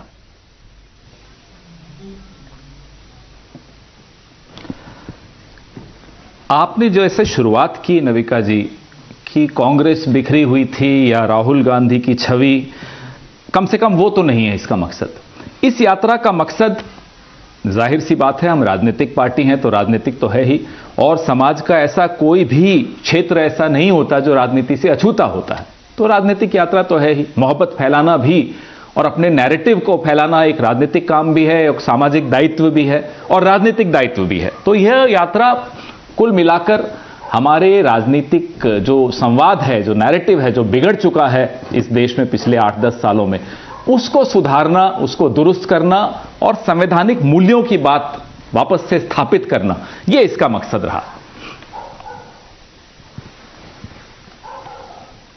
पवन खेड़ा जी, आज कांग्रेस की तरफ से जनरल सेक्रेटरी जयराम रमेश का एक बयान भी आया है, ट्वीट भी आया है, जिसमें उन्होंने कहा है कि बीजेपी डरी हुई है, प्रधानमंत्री इनसिक्योर है, इसीलिए रोड शो कर रहे हैं दिल्ली में।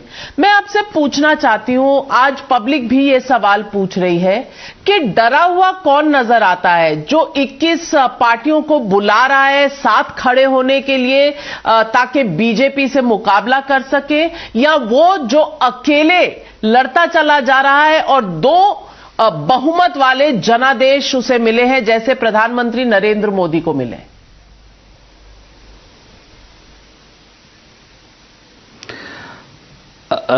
एक बात का धन्यवाद तो पूरा देश, और उम्मीद करता हूं कि मीडिया भी राहुल गांधी को देगा कि जो बादशाह सलामत हवा में उड़ने की आदत हो गई थी जिनकी, आज उनको सड़क पर ले आए। भले 1 किलोमीटर के लिए लाए, लेकिन लाए तो सही।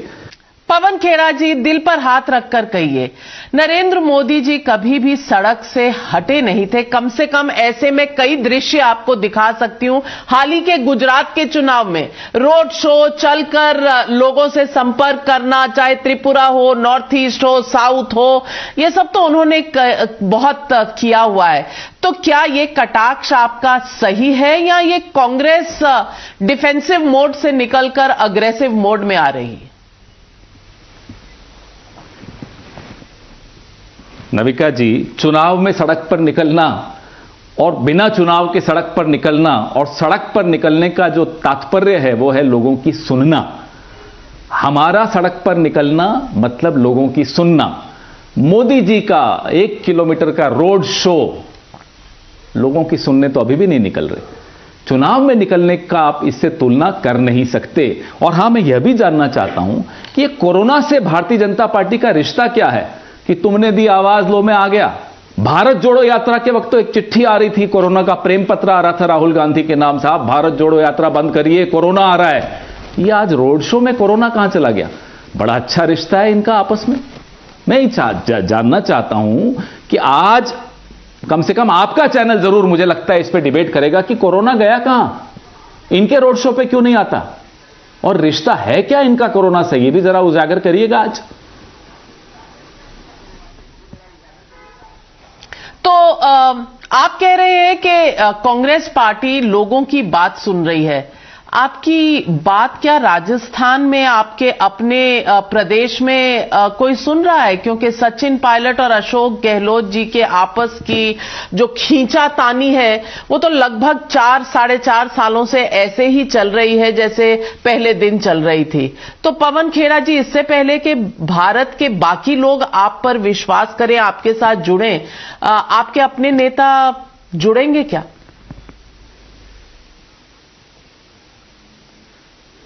सवाल आपने अच्छा पूछा। भारतीय जनता पार्टी का जो राजस्थान यूनिट है, मुझे नहीं मालूम, शायद आपको जानकारी है या नहीं, कि उसमें कितने गुट हैं।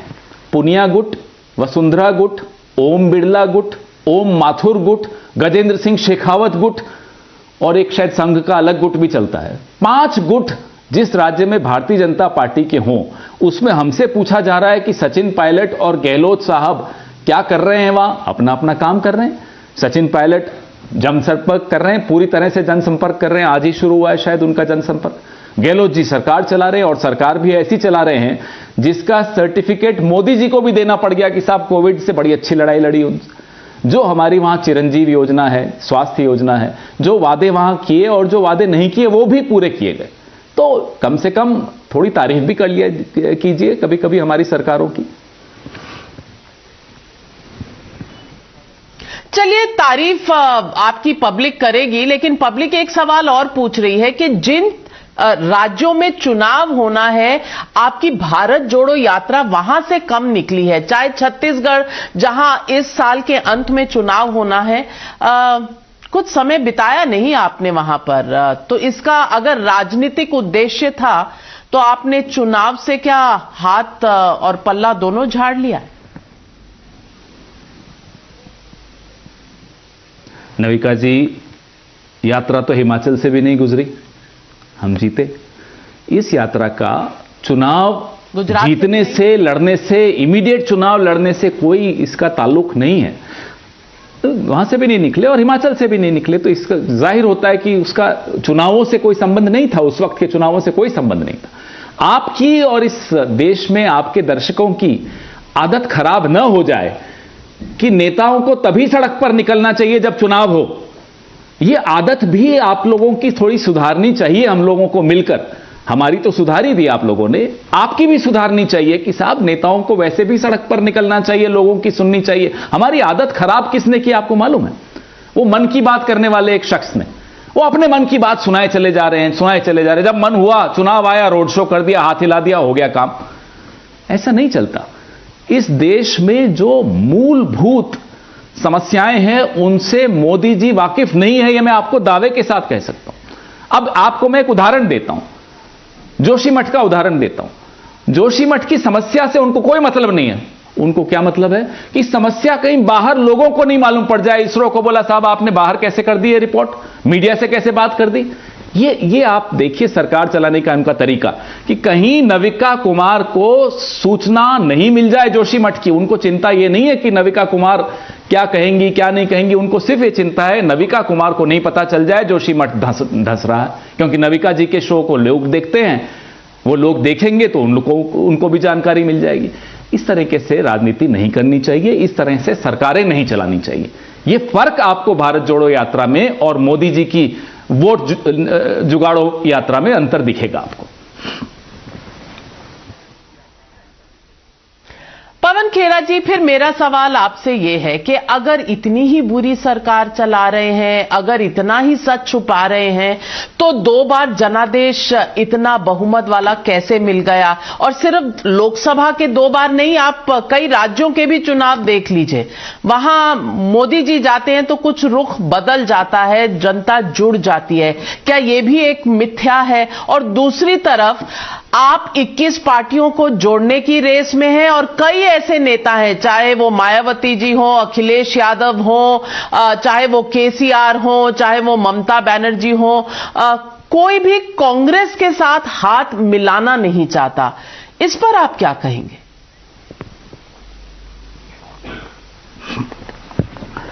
जैसा कि आपने कहा साहब, बादशाह सलामत 2 बार चुनाव जीत गए, मतलब हम जो भी उनके खिलाफ बोल रहे हैं, न पेट्रोल की कीमत बढ़ी, न डीजल की कीमत बढ़ी, न लाखों लोग कोविड में मरे, न महंगाई बढ़ी, न बेरोजगारी बढ़ी, हमको हमारा मुंह बंद हो जाना चाहिए।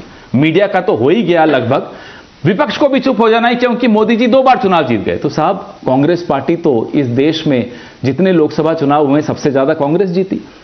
तो साहब सबसे ज्यादा चुनाव तो राज्यों में भी कांग्रेस ही जीतती आई है पिछले 70 सालों में। तो आज के बाद नविका कुमार हमें वादा कर दें और मोदी जी के बिहाफ पर भी मीडिया हमें वादा कर दे कि न नेहरू जी के खिलाफ एक शब्द बोलेंगे, न इंदिरा गांधी के खिलाफ, न लाल बहादुर शास्त्री के खिलाफ, न राजीव गांधी के खिलाफ, न नरसिम्हा राव के खिलाफ, न मनमोहन सिंह जी के खिलाफ, इनमें से अब किसी के भी खिलाफ एक शब्द भारतीय जनता पार्टी या नविका कुमार नहीं बोलेगी, हम भी चुप हो जाएंगे, हम भी घर बैठ जाएंगे। चला दीजिए अब मीडिया से लोकतंत्र अपना। ऐसे थोड़ा ही चलता है लोकतंत्र। चुनाव जीत गए तो हमारा मुंह बंद हो जाना चाहिए। नोटबंदी भी सही है, कोविड में कोई मरा ही नहीं क्योंकि मोदी जी चुनाव जीत गए। जनाब हम लोग भी चुनाव जीतकर ही सरकारें बनाते थे। डॉक्टर मनमोहन सिंह जी भी 2 बार चुनाव जीतकर ही सरकार बनाए थे। उससे पहले भी कांग्रेस की सरकारें चुनाव जीतकर ही आती थी।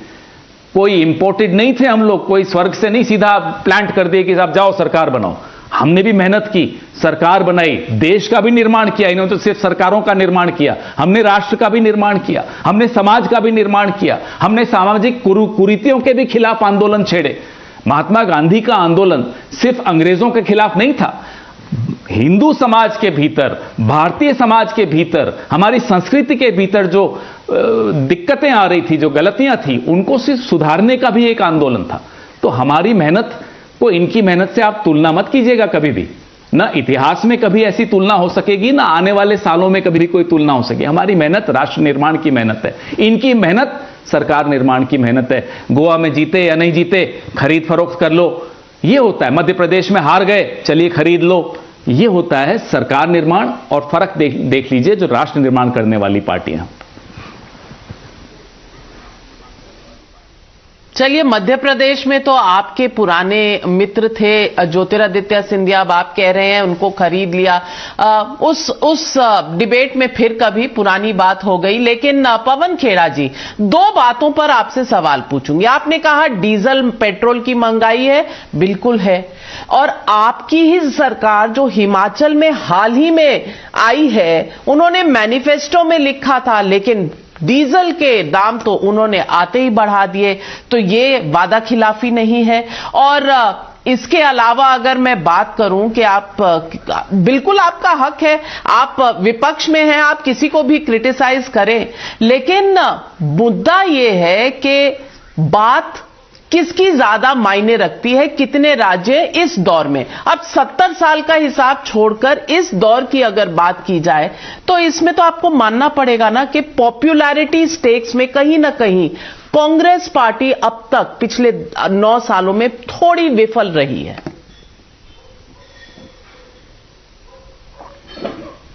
नविका जी, आपने 2 सवाल पूछे। पहले मैं हिमाचल पे आता हूं, फिर आपके दूसरे सवाल पे भी आता हूं। हिमाचल में जो आउटगोइंग सरकार थी, जयराम ठाकुर साहब की सरकार, उसने खजाने की क्या स्थिति की वो पूरी हिमाचल का एक एक व्यक्ति जानता है।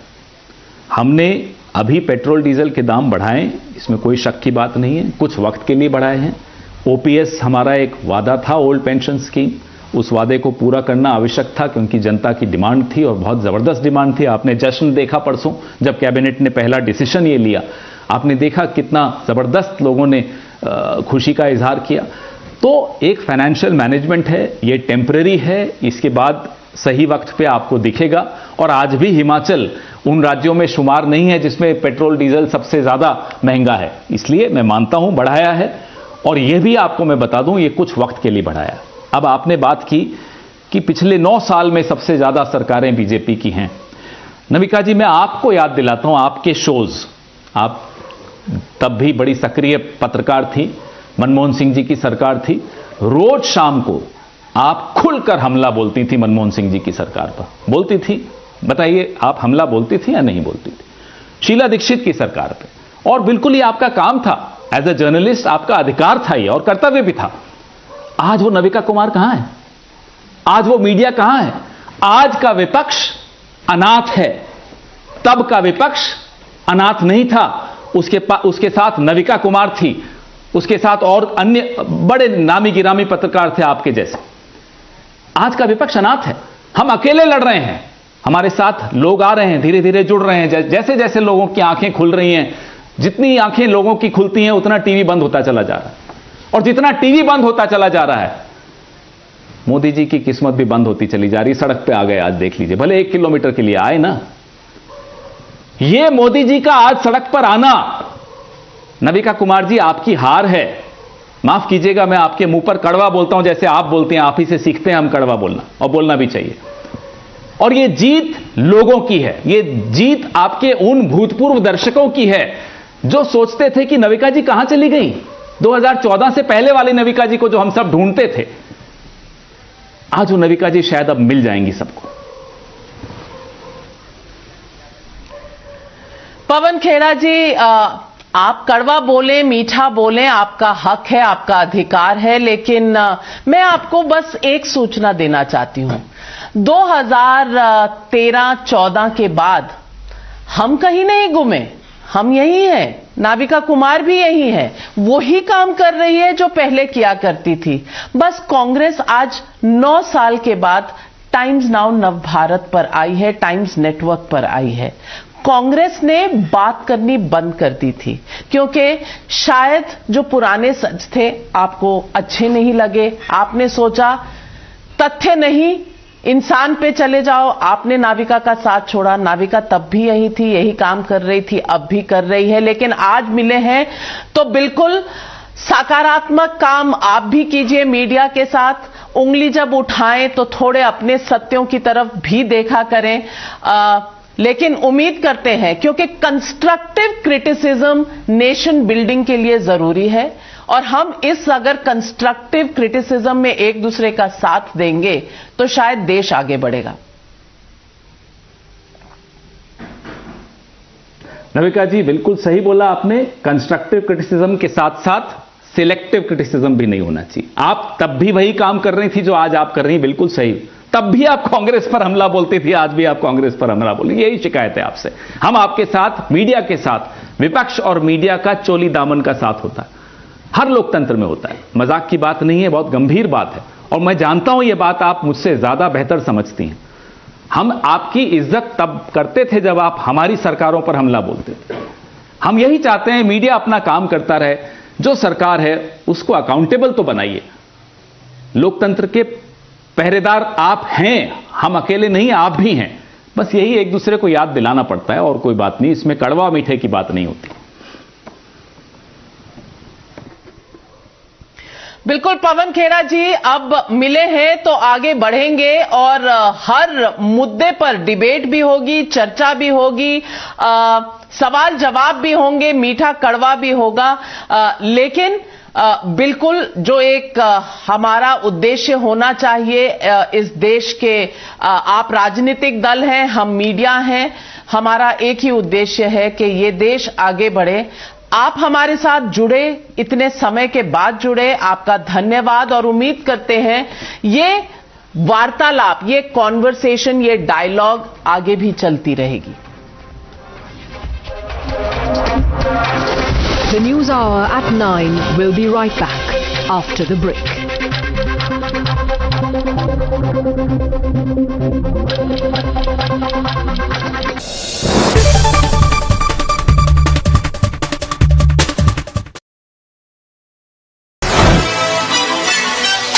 Let's get it started here, you know it's game time. Ain't no excuses tolerated why you can't grind. It's like you're on the job, you know that team. Hello everyone, ये है बजाज की नई Pulsar P150 in case you're wondering, 150 already मौजूद है तो इस P version को लाने का कारण क्या है, मतलब क्या है? सो कारण बहुत सारे हैं, डिजाइन को लेकर, फीचर्स को लेकर और कुछ हद तक परफॉर्मेंस को लेकर भी इस P वर्जन में बदलाव देखने को मिलते हैं। तो क्या है वो सारे बदलाव इस नई पल्सर P150 में, उन सभी के बारे में मैं आपसे बात करने वाला हूं इस रिव्यू के अंदर। और रिव्यू के एंड में बात करेंगे 3 धांसू और 3 नॉट धांसू एलिमेंट्स मुझे क्या लगते हैं इस बजाज पल्सर P150 के बारे में।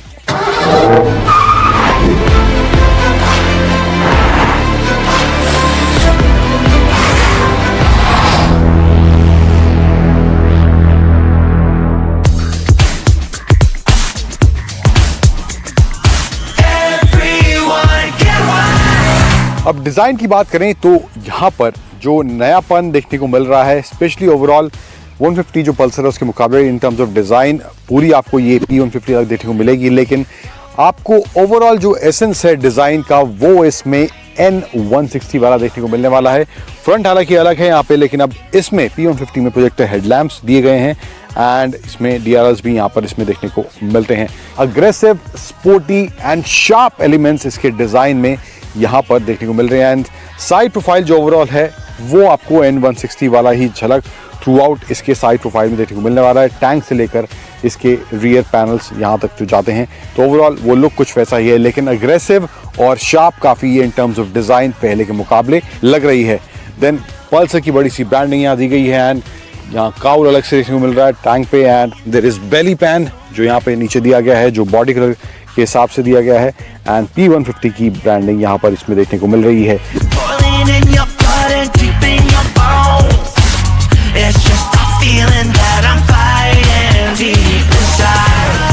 सीट जो है इसमें स्प्लिट सीट्स आती हैं, इसमें 2 वेरिएंट हैं SD और TD। एंड जो इसका स्टार्टिंग वेरिएंट है SD उसमें सिंगल सीट है, इसमें जो है जो टॉप वेरिएंट है इसका उसमें TD सीट दी गई है। दोनों वेरिएंट में जो अंतर हैं कुछ मैं बताता हूँ आपको कौन कौन से हैं।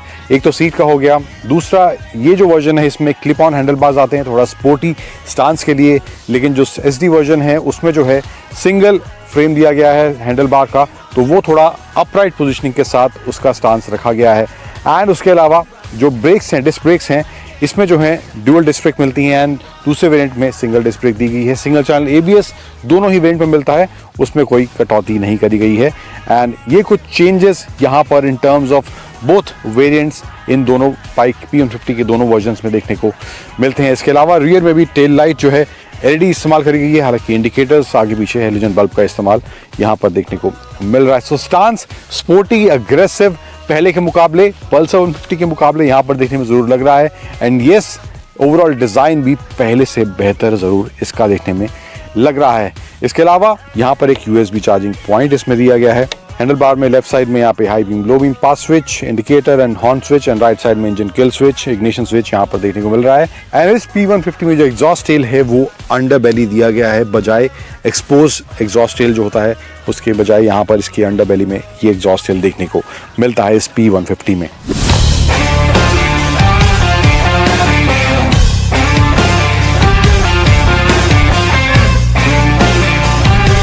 एंड जो इसका डिस्प्ले है वो भी पल्सर 150 के मुकाबले अलग यहाँ देखने को मिलने वाला है। एनालॉग प्लस डिजिटल का मिक्सचर यहाँ देखने को मिल रहा है।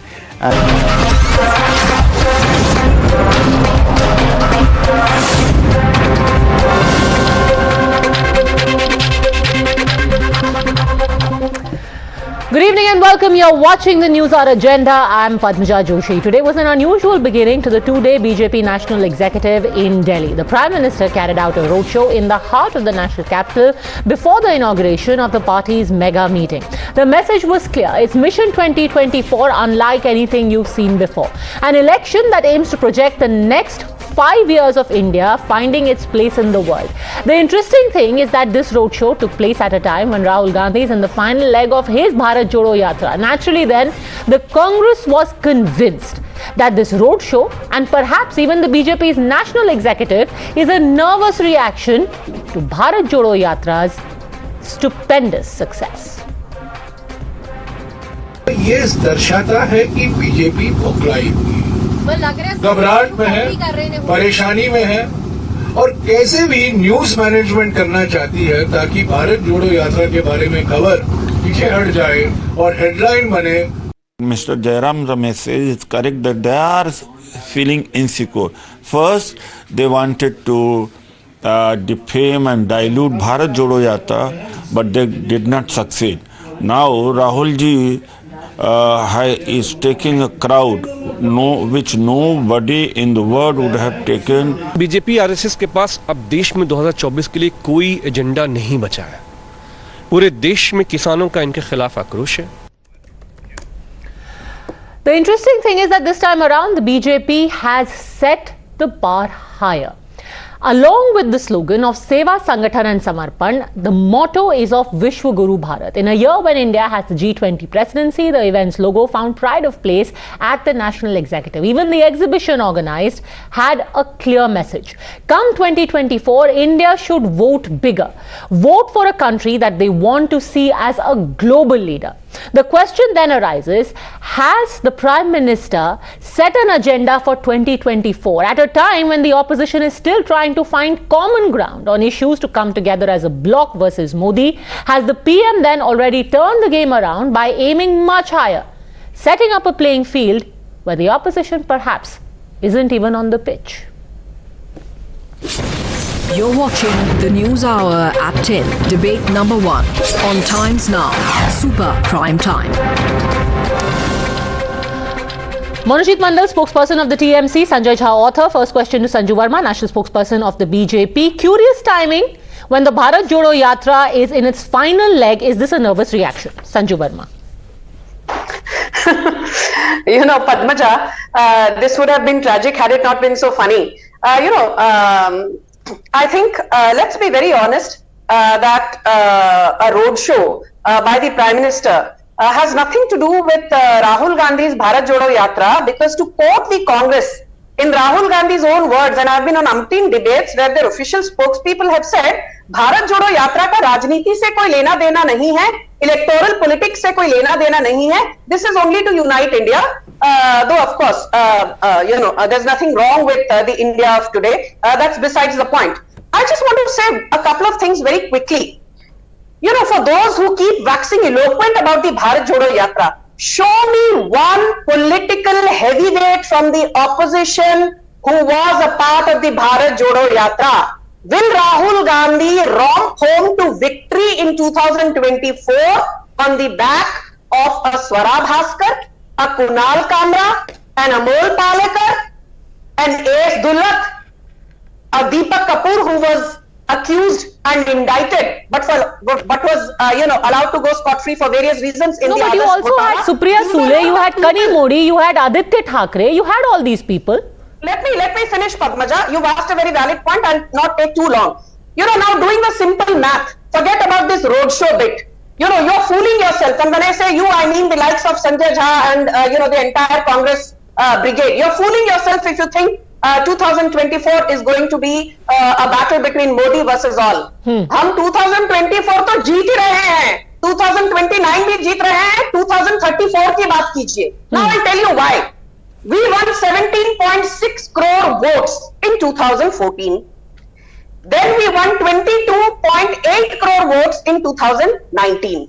Now 22.8 crore का यदि आप 15%, even if we don't see a 25 or 30% increment in 2024, assume we only see a 15% increment, we will still add an additional 3.5 to 4 crore voters, which means we are looking at 26 to 27 crore voters who will again vote for the BJP, and I'm not talking of NDA. Remember, BJP standalone got 303 seats, 303, which became 304.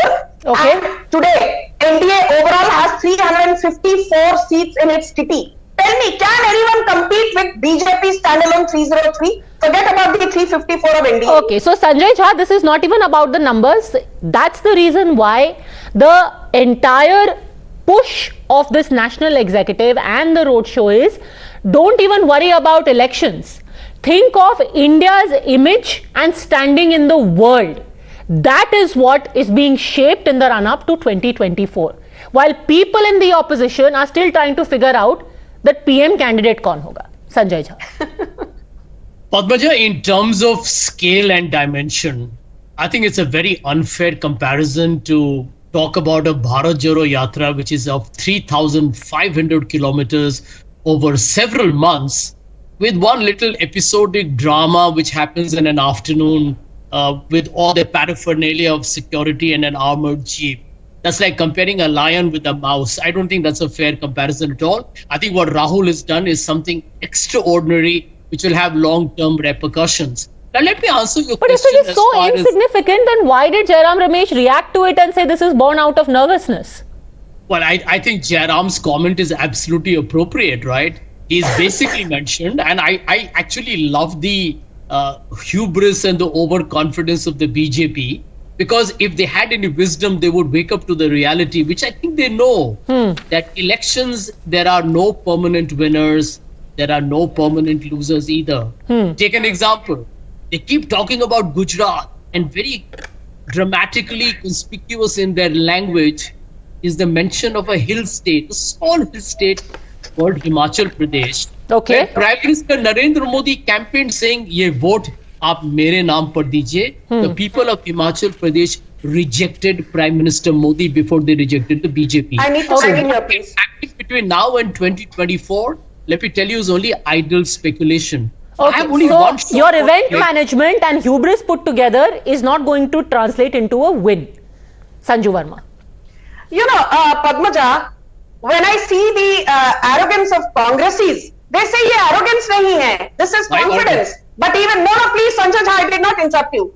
Congress ka arrogance bhi confidence hai, but BJP ka confidence bhi arrogance hai. Wow, you lose more than 45 elections in the last 8 years. But I should believe that you are not arrogant, you are confident. But when Sanju Verma gives you hard numbers, you say, I am still. But the rest of the elections were moral victories. Okay, Padmaja, glad you reminded me of moral victories. I just have this to say. Sanjay Jha raised a very pertinent point, and I'm not going to run away from Himachal Pradesh. Let's be very clear. Himachal Pradesh was not a victory for the Congress. I think the BJP's internal squabbling, and I say this without any ifs or buts whatsoever, we sort of handed it to you guys on a platter. But before, squirming and giggling, Sanjay Jha, this is not a circus, by the way, so please don't behave like a clown. Let me ask you one thing. You were routed in Gujarat. Routed. Gujarat, you said, is the epicenter of what 2024 will be all about. You were reduced to a measly 17 seats. We won 156 seats, with a whopping 52% plus vote share. What was your vote share? A new record low of 27%. What was your vote share in West Bengal? 0 seats and a record low of 4.3%. What was your vote share again in Goa?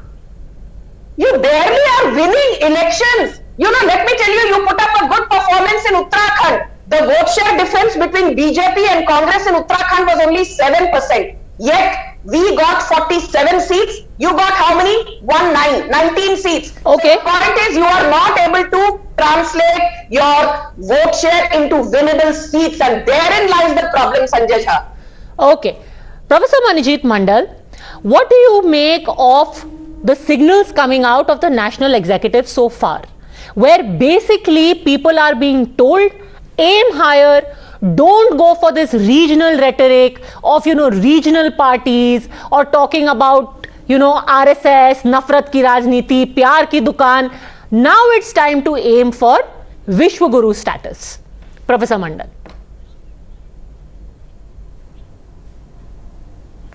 So, are BJP going to fight election in the United States of America, or why? What are you talking about? Let's get real.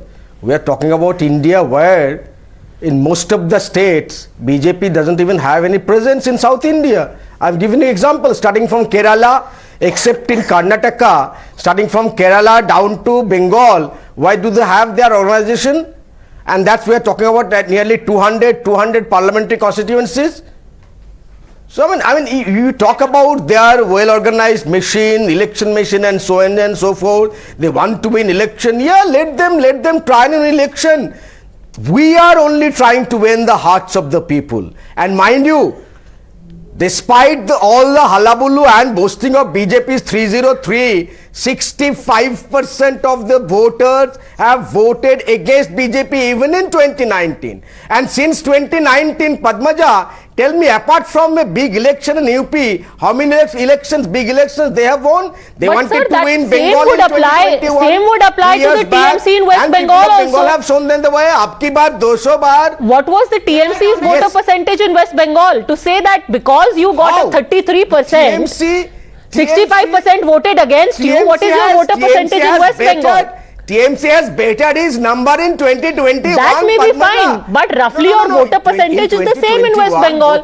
Would you then say that 60% of Bengal voted against you? We have bettered our number. That may be fine, but again, your same argument applies to you in Bengal. Point number one. Point number two, sir, if I may. Point number two, you sneered that the BJP has no footprint in South India. You are right, barring Karnataka. Yes. But sir, you have no footprint barring anywhere in West Bengal. Yes. Your footprint is only in West Bengal, yet you have prime ministerial ambitions. No, but I mean, you couldn't even we are not claiming. We are not claiming that we are going to win 303. We are not claiming. But if you win, if you don't win 273 or above, then you will not be prime minister. For the last 9-10, please allow me to complete in a single sentence. Okay, complete.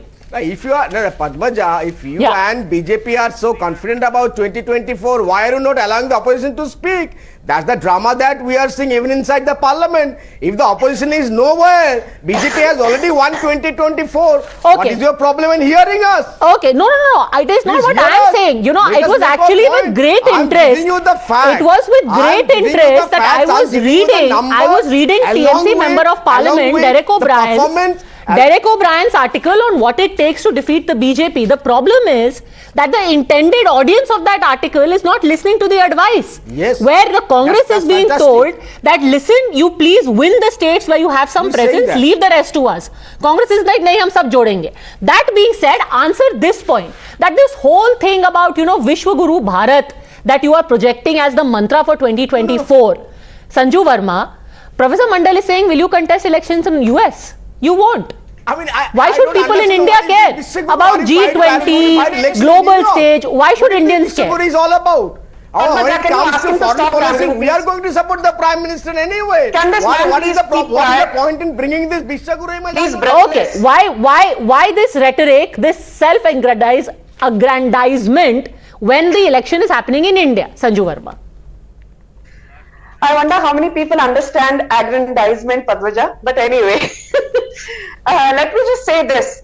You know, to belittle the Prime Minister's call for making India into a Vishwa Guru, I think that shows the pettiness of the opposition. And you know, how cleverly and how easily you expose the TMC panelist. You know, he started by saying, you know, we are in the reckoning. And then he said, हम थोड़ी कह रहे हैं कि हम 303 सीटें जीतेंगे. TMC's current tally is 23 MPs in the Lok Sabha. Forget 303. You will not even get 30 seats. So there is no comparison. Mamata Banerjee was saying, this time TMC will win Goa. You got 0 seats. 0. You are cutting from Kerala to then Bengal. You said, so no, Padmaja, I did not interrupt him. I did not interrupt him. I did not interrupt this man. Okay, finish please. Let him respond then. Yes.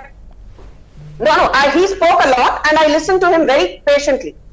Let me remind you, let me take you back to November 2021. I remember the Tripura local body election campaign was a very nasty one. And I remember right from Mamata Banerjee to Mahua Maitra, they started thumping their chest, including the likes of their new recruit Sushmita Dev. अरे भाई Tripura local body election में BJP का सुपड़ा साफ हो जाएगा. There were 334 seats that we contested, which were up for the grabs. Okay. And how many did we win? We won 329 out of 334, which is a strike rate of 98%. How many did TMC win? How many did TMC win? Okay, 20 seconds. Professor Mandal, respond. One seat. One seat. Okay. Professor Mandal, let's give him time to respond. Then I really want to ask a question to Sanjay Jha. Yes, Professor Mandal. Again,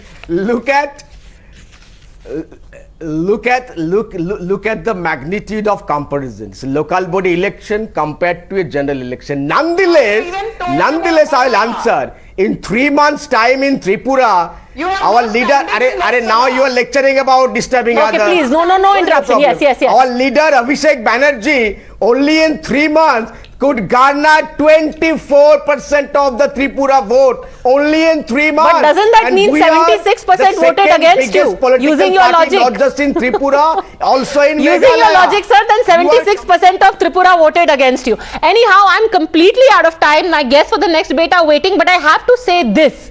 Now remember, when we are talking about a joint opposition, even in all the invitations that have gone out from the Congress to the opposition for Bharat Jodo Yatra, there are notable omissions. You have Arvind Kejriwal, Asaduddin Owaisi, Badruddin Ajmal, K. Chandrasekhar Rao, Naveen Patnaik, AIDMK, Akali Dal, Jagan Reddy, YSR CP. If all of these people are not included, then where is the unity? And even if the BJP's claims are pipe dreams, who is going to take them on and in what form when already there are fractures there? This, mind you, is only the beginning. The next year and a half is going to be an extremely exciting one. Thanks very much, both gentlemen, Sanju Verma, for joining me.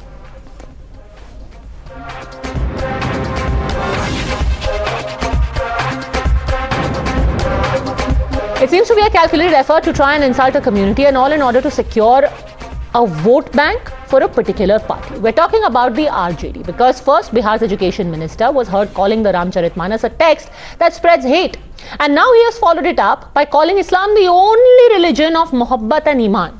Now Islam may well be all of that, but the question is, what is the compulsion to run down another religion?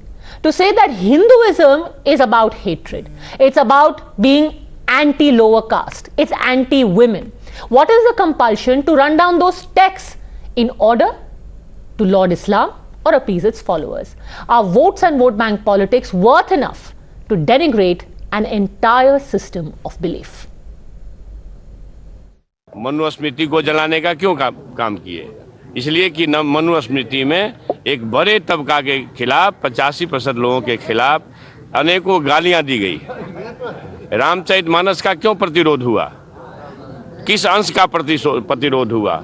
नीच जाति के लोगों को शिक्षा ग्रहण करने का अधिकार नहीं था, और उसमें कहा गया है कि नीच जाति के लोग शिक्षा ग्रहण करके जहरीला हो जाते हैं, जैसा कि सांप दूध पीने के बाद होता है। ये जो ग्रंथ हैं नफरत को बोने वाले, एक युग में मनुस्मृति, दूसरे युग में रामचरितमानस, ये दुनिया को हमारे देश को, समाज को नफरत में बांटती है। मोहब्बत और ईमान का पैगाम देने वाला अकेला इस्लाम है। मोहब्बत और ईमान का पैगाम देने वाला अकेला इस्लाम है। And the reason that it's being called a plan, a trend, is because of the pattern that these comments have followed in the last few days. From senior RJD leader declaring that the Ram Mandir is being built on Nafrat ki Zameen to these vehement interpretations of only Hinduism by the education minister. The question is, votes, but at what cost? And more curious still is the silence of Nitish Kumar on taking action against Chandrasekhar Yadav, even as both the RJD and JDU have issued perfunctory statements about respect for all religions. जहाँ नफरत की जमीन पर राम के मंदिर का निर्माण हो रहा है, जहाँ की अब इंसानियत से बड़ा इस भारत में उन्मादियों के अब राम बचेंगे, अब लोगों के, गरीबों के, झोपड़ी वालों के, तुलसी के राम, अयोध्या के राम, सबरी की जूठन बैल खाने वाले राम अब भारत में नहीं, बल्कि पत्थरों के भीतर एक कैद केवल राम रहेंगे, बाकी सब जगह से राम खत्म हो गए। लेकिन I have made a very clear point, संविधान जो है वो देश का सबसे पवित्र किताब है। देश चलता किससे? संविधान से। और संविधान में क्या है? हर किसी को, आप देखिएगा, चाहे कोई भी धर्म हो, उसका सम्मान तो बताया गया है ना करना। एंड वी रिस्पेक्ट जो भी रिलीजन है, जो जिनकी जैसी भावनाएं हैं, वी रिस्पेक्ट दैट। रामचरितमानस के बारे में उन्होंने जैसा बयान दिया है, इससे दुखद और कुछ नहीं हो सकता है। ये सिर्फ बिहार के लोग ही नहीं दुखी हैं, बल्कि सारे हिंदू दुखी हैं, दूसरे धर्म के भी लोग दुखी हैं। मुझे लगता है कि इनकी मानसिक स्थिति थोड़ी खराब हो चुकी है। अगर नहीं हुई है, हो सकता है कि लोगों को का ताली देख करके ये अनाप शनाप बोलने लगे, ज्यादा उत्साहित हो गए, तो अभी भी वक्त है। माननीय शिक्षा मंत्री जी, आपको सामने आ करके माफी मांगना चाहिए, गलती करके डिफेंड नहीं करें। अगर आप माफी मांगने से इनकार करते हैं तो बेहतर होगा कि आप अन्य धर्म में चले जाएं, हिंदू धर्म त्याग दें, आप इस्लाम का पालन करने लगे या क्रिश्चियनिटी धर्म को पालन करें, अन्य धर्म चले जाएं। You're watching the News Hour at 10, debate number 2 on Times Now, Super Prime Time.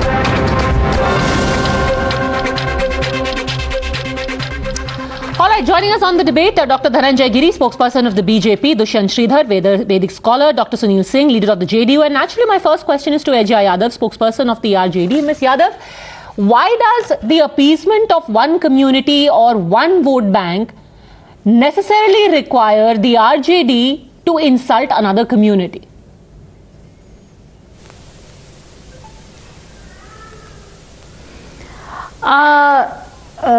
First of all, thank you for inviting me to speak, but I would like to say, which community is RJD insulting? The Hindu RJD community is one party that thinks about all the communities, especially. Ma'am, if that is the case, then how is it, ma'am, that your education minister? Of course, I'm a proud Indian. Of course, I'm a proud Indian first. Ma'am, that's great. Everyone's a proud Indian, but that does not preclude. Indian first, and then I am a Hindu, and I'm happy. And I am happy that Hindu is one religion whose views are very liberal. That's great that you think that, because your education minister seems to think that Islam is the only religion which is the religion of love and peace. Only religion. Your education minister doesn't seem to think that Hinduism is a religion which is about love and peace. Jagdanand Singh said that Ram Mandir nafrat ki zameen pe ban rahi hai. Did he say that Islam is the... Did he say... Yes, he said Islam is the only religion. Let me clarify. Did Chandrasekhar say that... Okay, if he feels this, that Islam is the only religion that speaks of love, so it's fine. Islam is one religion which is accepted as a religion of love, but at the same time, Hinduism is not a religion of love and peace? Ram Charitamanas.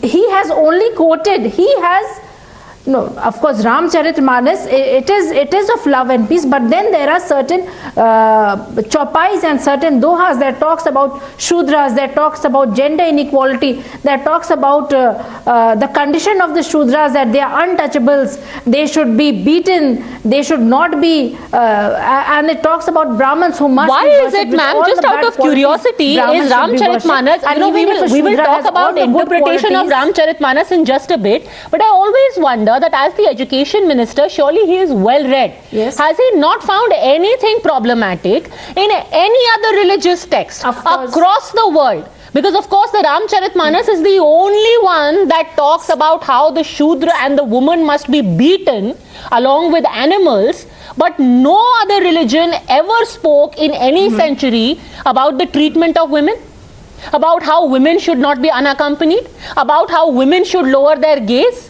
Chandrashekhar ji को और कुछ नहीं दिखा दुनिया में, पर Ramcharitmanas he found one chaupai which he says is about hate. Ram Mandir is on zameen of hate. Why? See. Okay, shall I speak? Yes. See, he is, just now you said he is education minister. He is education minister and he is well read. Therefore, he found out these chopais and dohas that he is talking about. Had he not been well read, he would not have discovered these chopais and these dohas in Ramcharitmanas. So since he hasn't read any other text, discussing about a constitution. That's the question being asked. Constitution talks about so we will talk about the Ramcharitmanas and how well read and what his interpretation is. Society. But if he is talking about, Ramcharitmanas, and if he has pointed out few words, few dohas and chopais that talks about caste system, that promotes caste system, that establishes the dominance of Brahmins. So if he is talking about these things, that means he is well read. Okay, so Hindu religion is about dominance of Brahmins. So why so much hue and cry? Hindu religion does not have any love and it does not have any peace. So if when you agree, first of all, do you also, just like you agree with his interpretation of the Ramayana? Of course, Hindu religion is about the dominance of Brahmins. You cannot deny this.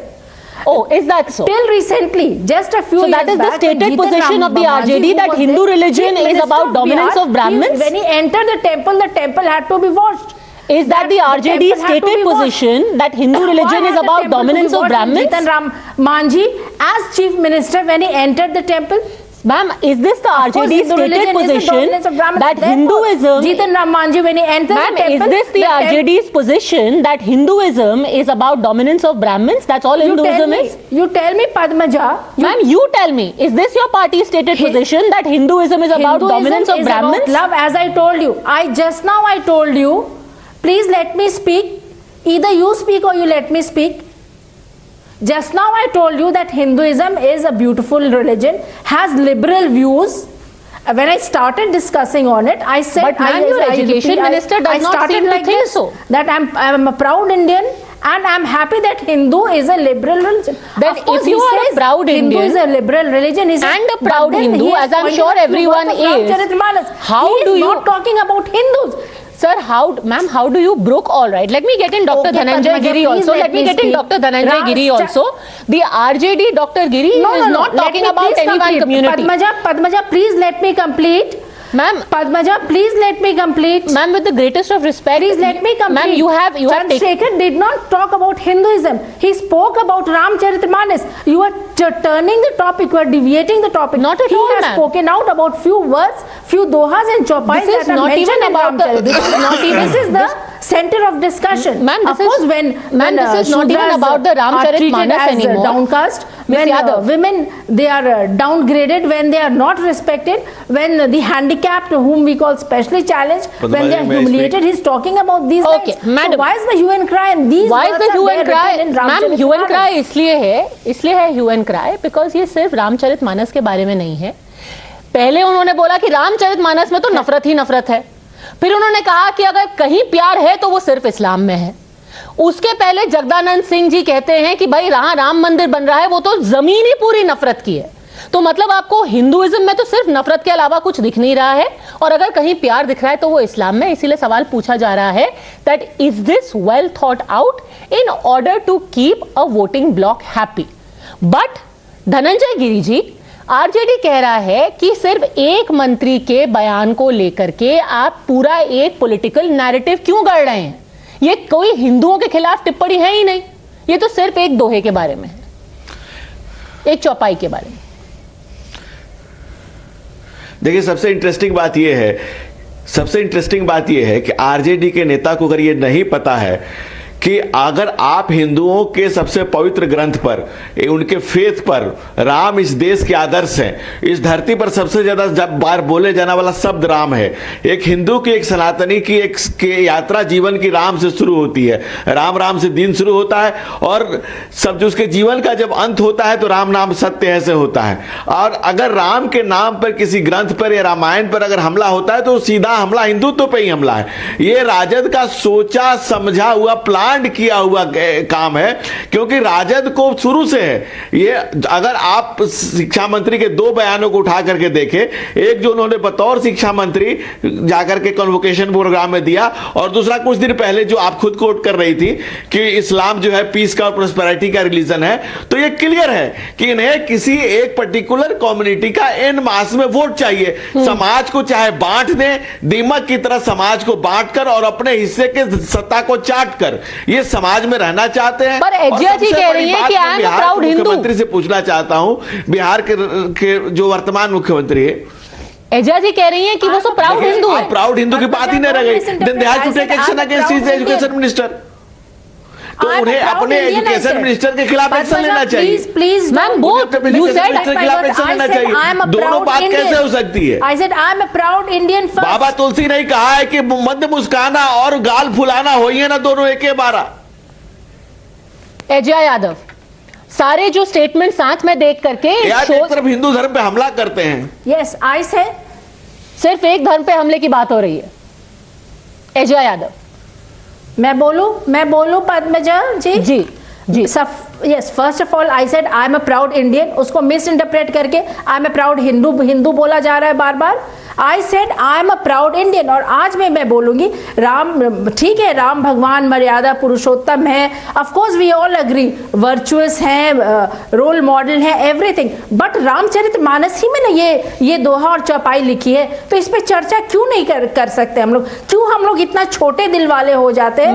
क्योंकि अगर सारी चीजों को साथ में एक second challenge है जिसे हम दिव्यांग कहते हैं, उसको अपमानित किया जा रहा है, मैम, क्यों नहीं चर्चा कर सकते? मैम, जो क्रिटिसिज्म है और से हटा दे हम लोग, और जो आपका क्रिटिसिज्म हो रहा है, ये सारी बातें वो कोई बीजेपी भी नहीं कर रही है, वो तो खुद आपके अलायंस पार्टनर कर रहे हैं। जेडीयू के एमएलए आज कह रहे हैं कि चंद्रशेखर जी को अगर सारा प्यार और सारा विश्वास और सारा रिस्पेक्ट और सारी बॉनहमी इस्लाम में दिख रही है तो आप बन जाइए, आप कन्वर्ट कर लीजिए। ये जेडीयू कह रही है, बीजेपी भी नहीं कह रही है।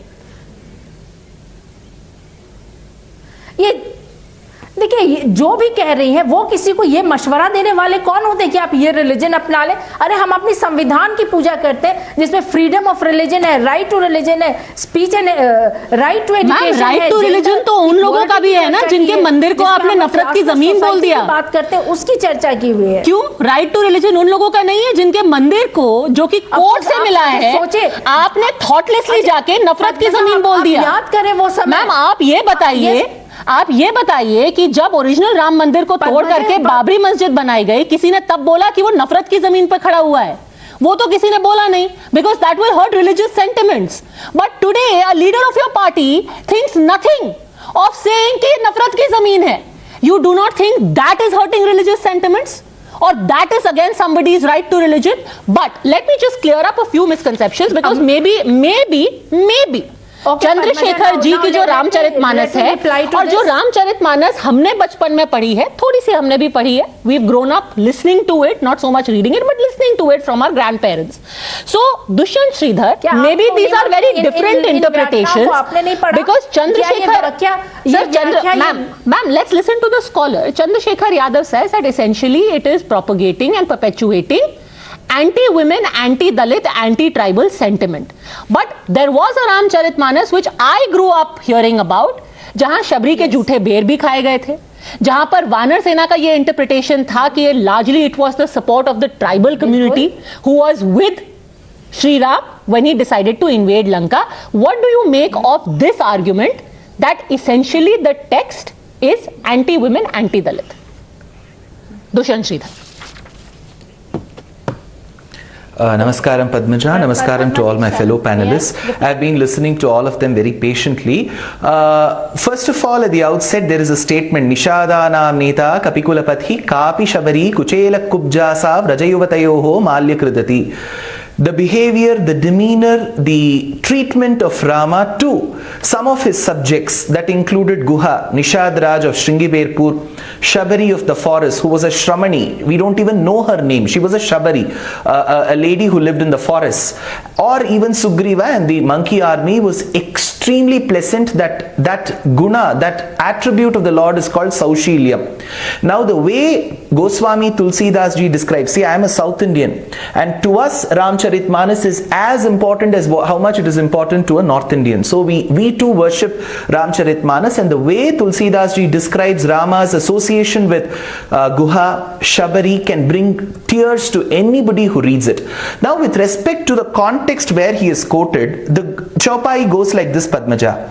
Tasu droh sukh chahasi abhagi, har kahu hari sevak guru kaheu, suni khagnath hriday mam daheu, adham jati mein vidya paaye, bayo jatha ahi doodh piyaye. So here he describes about the Vakyam. See here, Padmaja, we need to understand these statements are quoted not by Tulsidas. He quotes the lines of a person called Kaka Bhushundi. Kaka Bhushundi goes and speaks to another person and says that I had been to my preceptor, my guru, who was a Shaivite. I told him that I worship Lord Shiva. That is when my guru told me that Shiva, Lord Shiva, Har Mahadev, he worships Ram. So I got immediately perturbed, angry. Says Kaka Bhushundi. This is not Tulsidas ji's, this is not somebody's editorial. It is Kaka Bhushundi Vakyam, who then says that a person who has never been exposed to education, if he is suddenly given so much of education, it may cause anger in him, just like how a snake is being fed with milk.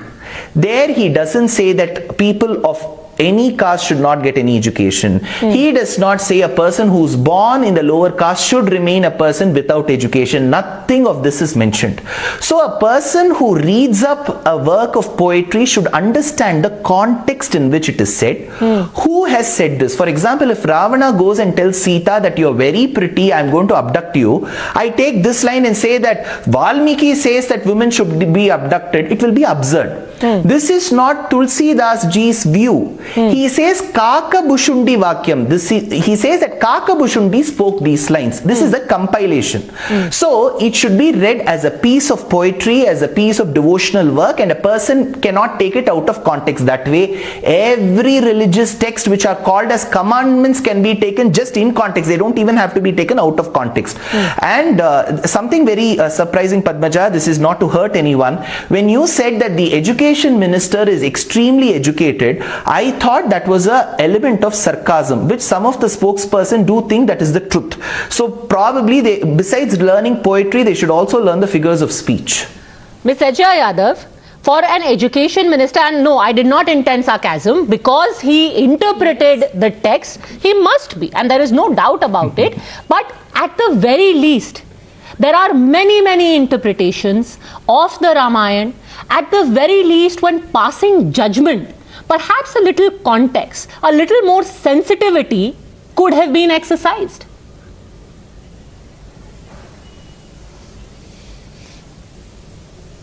Okay, shall I reply to this? Yes, ma'am.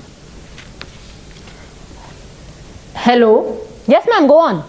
Yes, I was just listening to what my other co-panelist had to say, but then one thing again, Padmaja, I would like to say, this is the same Ramcharitmanas that you are talking about कि आपने सुनकर आप बड़ी हुई है. इसी रामचरितमानस में लिखा हुआ है, ढोल गवार शूद्र पशु नारी सकल तारन के अधिकारी. What do you have to say about this? What do my co-panelist has to say about this? And again there is one line, there is one line which again talks about Shudra and upgrades the Brahman. पूज्य विप्रशील गुणहीना शूद्र न पूज्य गुण ज्ञान प्रवीणा, which means कि ब्राह्मण में ब्राह्मण फिर भी पूजनीय है अगर उसमें एक भी गुण न हो, सिर्फ अवगुण से भरा हो, लेकिन अगर शूद्र गुणों का भंडार भी हो फिर भी वो शूद्र है, वो पूजनीय नहीं है. Dushyant Sridhar, I'm glad you asked because this has been going on as political wrangling for the last 4 days. Let's put this to rest. Yes, Dushyant Sridhar, go on. Padmaja, Yes, I've heard my co-panelists very carefully. Thank you for posing the question to me. Any work, any piece of devotional work should be read in context, one, and should be read in the society in which they lived. Today we may be practicing the Constitution of India, but in those days there were different rules as per regions. So in those days, if certain communities were not allowed to read, then that was the rule in those days. Nobody says that is right or wrong. But today we are living in a different constitutional world. In that case, if she says that statement of Ramcharitmanas is not relevant today, in that case today when you speak about women empowerment, Padmaja, today we are living in the same country where certain communities monogamy is the only rule to be practiced. Polygamy is allowed in certain communities. So what do you speak of the constitution today? So when you speak about women empowerment, I respectfully ask you as two respected women, one is a panelist, one is the anchor, would you agree that being polygamous is not helping women empowerment at all? What do you say about polygamy being legal in certain communities in the country today? Let's talk about today. Well, maybe the same set of people who have called hijab as a choice that women make perhaps will also put polygamy in the same category. But let me bring in Dr. Sunil Singh as well. Dr. Sunil Singh, the RJD says they don't need your advice and they don't need your bhashan. They are as proud and Indian as anyone else. I had been a patient listener. I hope others co-panelists will be a patient listener to me.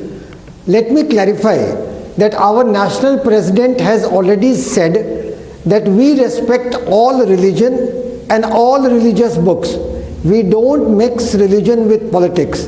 And as far as the statement of the education minister is concerned, we consider it is totally unwarranted, irresponsible, not required, out of context, because that forum was an education forum. It was not a religious forum. Why does he continue to be the education minister?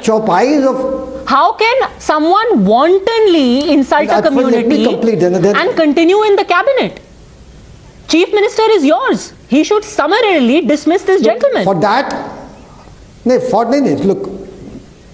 for that our national president has said that ball is in the court of the supreme leaders of RJD. Why, sir? They have to decide. Supreme leader of RJD is not made the chief minister by people of Bihar.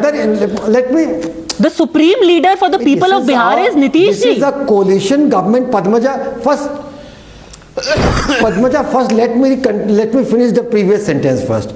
So if the minister is having some doubts, there is a religious discourse by a Ramcharitmanas expert, Mr. Kishore Kunal, is going to happen in Patna. He should go there, put out his confusions and get enlightenment. Like he has to say that about Dhol Gawar Shudra Pashunari, he said that the original manuscript which is in Calcutta, it says not Shudra, it says Chudra, and it's not says Nari, it says Pashu Mari. So it's a totally different interpretation. It's not a religious forum. He should be enlightened there, and without reading something out of context and creating a sensation is also unfair. And as for the action, whether I hope that supreme leaders will talk to him, and he will have his self-enlightenment, and he'll take back his sentences. Ajay Yadav ji, he didn't even need to go far. He could have just spoken to Dr. Sunil Singh. Chandrasekhar ji didn't even need to go far. He could have spoken to Dr. Sunil Singh if he had any confusion about any of these chopais.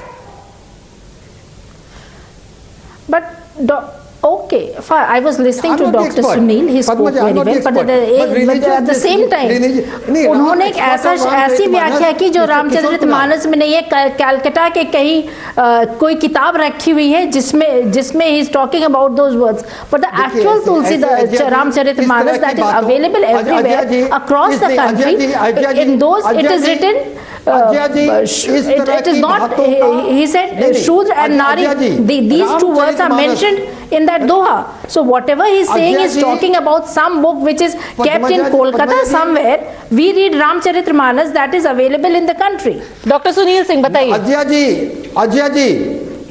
Ajay ji, he's talking about some book which is kept in some museum in Kolkata. Dhol Gawar for the Ramcharitmanas. I am talking about no.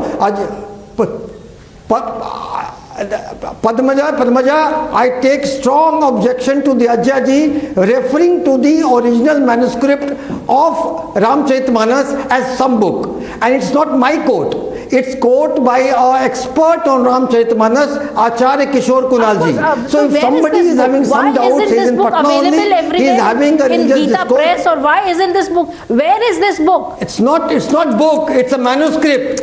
Don't call it book. Don't call it book. It's the original manuscript. Let me tell you. Goswami Tulsidas Ramcharitmanas. Where is? Please make this book available. Please, where is this? Where is this epic? Where is this literature you are talking about? The one that we are all reading, the one that is being discussed about is Dhol Gawar Shud Pashunari Sakal Taran Ki Adhikari. This is again a new interpretation. Okay, I think this has become crystal clear this last few minutes, where in its haste and its eagerness to try and make comment about the Hindu religion or its texts or its books, the RJD has callously disregarded not just the feelings of a community, but quite apparently even their old alliance partner. But the question will remain about the silence of the Chief Minister.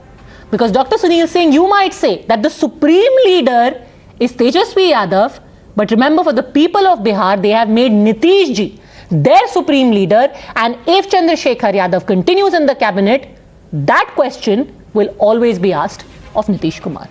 Thanks very much, all gentlemen and Ajay Yadav, for joining me. Thanks for watching.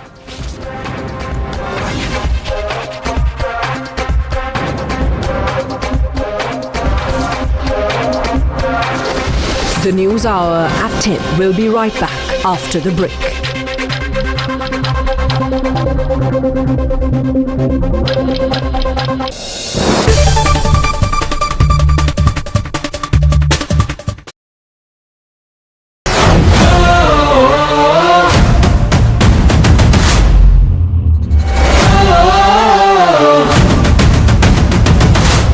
In case आप मिलेनियन वाली generation से हैं तो आपने शायद वो गाना सुना होगा, देखा जो तुझे यार दिल में बजी गिटार। सो कुछ ऐसे अगर आप मूड में हैं तो यहाँ पे ये गिटार की स्ट्रिंग्स टाइप दी गई हैं, एग्जैक्टली स्ट्रिंग्स नहीं है, बट ऐसे कुछ मूड में हैं तो आप इनका इस्तेमाल उस समय जरूर कर सकते हैं। अब आप समझ गए होंगे कि गाड़ी कौन सी है। हाल ही में इसका लॉन्च हुआ था, ये है BYD की Atto 3, और क्या परफॉर्मेंस, क्या रेंज, क्या डिजाइन, क्या फीचर्स BYD अपने इस इलेक्ट्रिक व्हीकल में दे रहा है, उन सभी के बारे में मैं आपसे बात करने वाला हूं इस वीडियो में। और वीडियो के अंत में हमेशा की तरह बात करेंगे 3 धांसू और 3 नॉट धांसू एलिमेंट्स मुझे क्या लगे इस BYD Atto 3 के बारे में। तो चलिए शुरुआत करते हैं।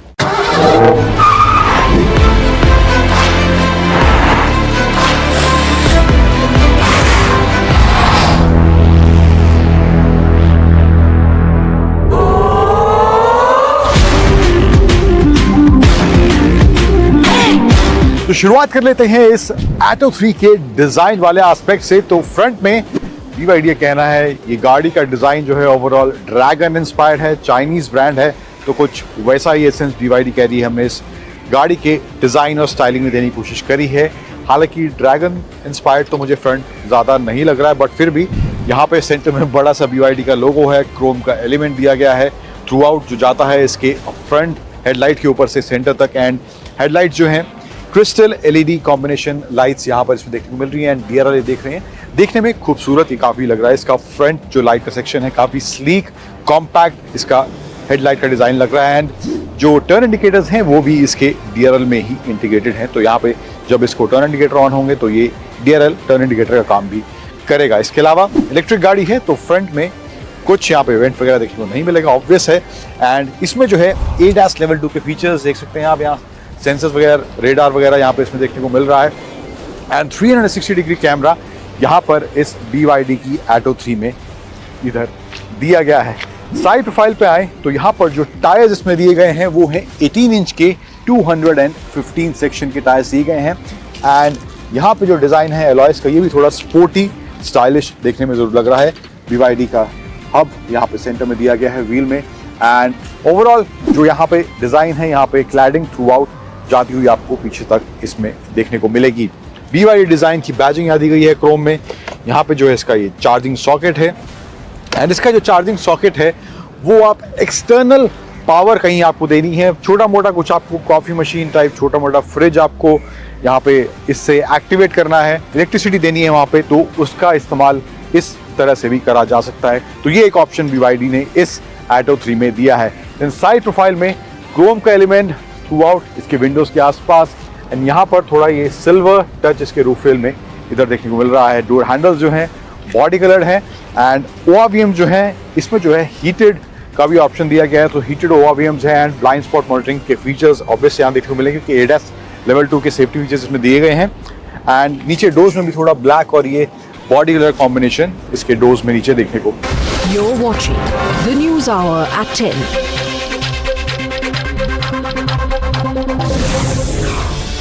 On the backdrop of escalating tensions with the Tamil Nadu government, State Governor R.N. Ravi is all set to visit New Delhi for the second time within a week, 3 days after completing his first visit this year. Rishabh Pant took to social media for the first time after his horrific car crash. In a tweet, Rishabh Pant thanked his well-wishers and the BCCI, stating that he was humbled and grateful for all the well-wishes he received. Tragedy hits Jallikattu celebrations as 2 bull tamers who were critically injured while participating in the festival at Palamedu and Trichy respectively lost their lives, while over 60 others were injured during the festival. 5 days after a private house was converted into a mosque, the Belagavi Municipal Corporation has sealed the building. This after Hindu groups including Sri Ram Sene raised objections over construction of the mosque in a residential property. Days after a seizure of a large amount of cash from properties linked to TMC MLA Zakir Hussain, Mamta continues to defend her MLA, saying he was targeted simply because he belongs to the TMC.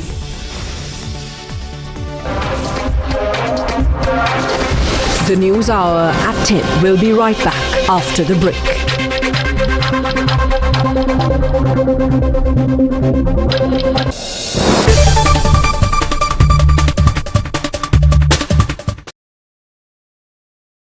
The smartphone category in India is anyway popular, right? उसमें भी जो 20 से 25 हजार वाले smartphones हैं वो और भी ज्यादा पॉपुलर हैं। शायद इसीलिए Infinix ने आज अपना 020 स्मार्टफोन लॉन्च कर दिया है।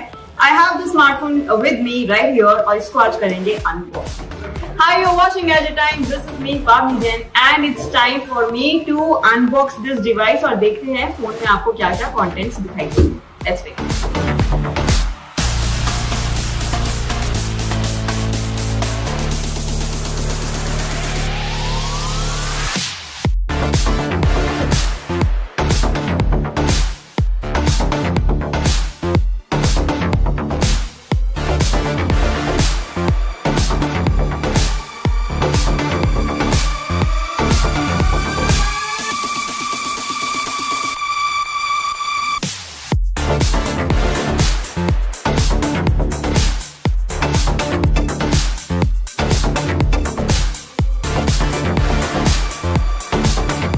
फोन अनबॉक्स हो चुका है। जैसे कि आपने देखा यहाँ पर स्टिकर उतारते हुए मैंने ऐसे थोड़ा सा गंद मचा दी। यहाँ पे स्टिकर ऑलरेडी दिखाई दे रहा है, बट इसको क्लीन करेंगे बाद में। अभी बात करेंगे स्मार्टफोन के बारे में। थोड़ा सा मुझे वेट इसका ज्यादा लग रहा है, वो यूज करने के बाद पता चलेगा कि ये कितना कंफर्टेबल है। Other than that you get 3 cameras at the back. इसको आपको मिलेगा स्क्वायरिश कैमरा मॉड्यूल के अंदर। The main camera is 108 megapixel और यही इसका यूएसपी है। सिर्फ बैक कैमरास की बात नहीं है बॉस, आपको फ्रंट कैमरा भी बहुत ही धांसू दिखाई दे रहा है। At least on the spec sheet use करने पे पता चलेगा कि कितना अच्छा है या नहीं अच्छा है। फ्रंट कैमरा जो इसका है वो आपको मिलता है 60 मेगापिक्सल का फ्रंट शूटर। आपको इसमें दिखाई देगा full HD plus AMOLED panel. Bezels थोड़े से मुझे मोटे दिखाई दे रहे हैं, टॉप और बॉटम वाला specially. Side bezels are still slim. What keeps this smartphone alive is Helio G99 chipset. Battery की बात करें तो इसमें आपको मिलता है 45 वॉट का fast charging system which is pretty good. At the bottom you also get a 3.5 mm headphone jack and that is very interesting क्योंकि आजकल के फोन में ये आपको बिल्कुल दिखाई नहीं देता है. So you do not have to just rely on your wireless earbuds. आप यहाँ पर अपने वायर्ड हेडफोन्स का भी इस्तेमाल कर सकते हैं. स्पीकर के साथ आपको मिलता है टाइप सी पोर्ट, ऊपर की तरफ माइक्रोफोन है, राइट साइड पे आपको मिलता है वॉल्यूम रॉकर और साथ में power button. Left side is pretty clean, लेकिन यहाँ पे आपको मिलता है सिम ट्रे और सिम इंजेक्टर टूल बॉक्स में आपको मिलता है, वो मैं दिखा चुकी हूँ. यहीं पर सिम ट्रे की बात करते करते मेरी नजर गई है फ्रेम पर which is pretty glossy metal. You're watching the News Hour at 10.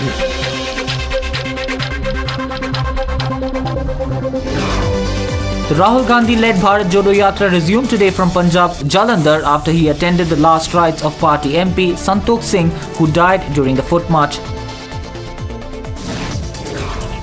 The Supreme Court declined to hear the plea on the Joshi Math crisis, saying the High Court should handle it as a matter of principle. The petitioner had sought an immediate financial assistance and compensation to the affected people.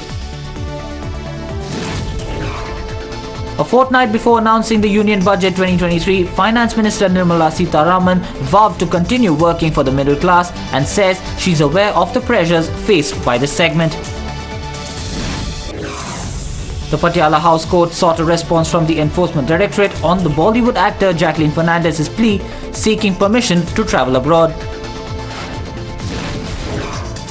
As India looks forward to opening of the Bhavya Ram Mandir in 2024, Pakistan-based terror outfits Lashkar-e-Toiba and Jaish-e-Mohammed's plan to attack the temple in a bid to foment communal trouble was foiled as intelligence agencies issued alert.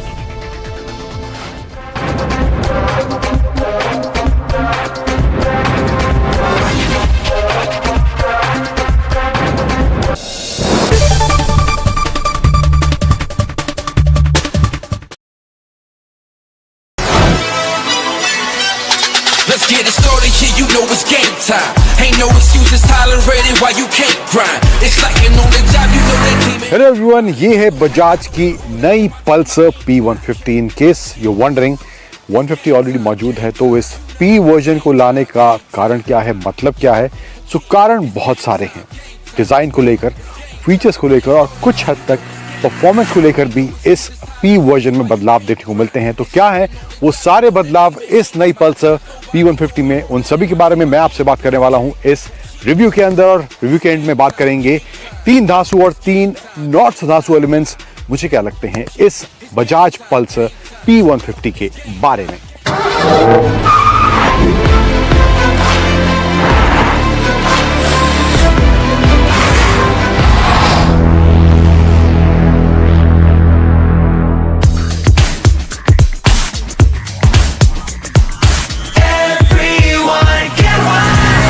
अब design की बात करें तो यहाँ पर जो नयापन देखने को मिल रहा है, स्पेशली ओवरऑल 150 जो पल्सर है उसके मुकाबले इन टर्म्स ऑफ डिज़ाइन पूरी आपको ये P150 तक देखने को मिलेगी. लेकिन आपको ओवरऑल जो एसेंस है डिज़ाइन का वो इसमें N160 वाला देखने को मिलने वाला है.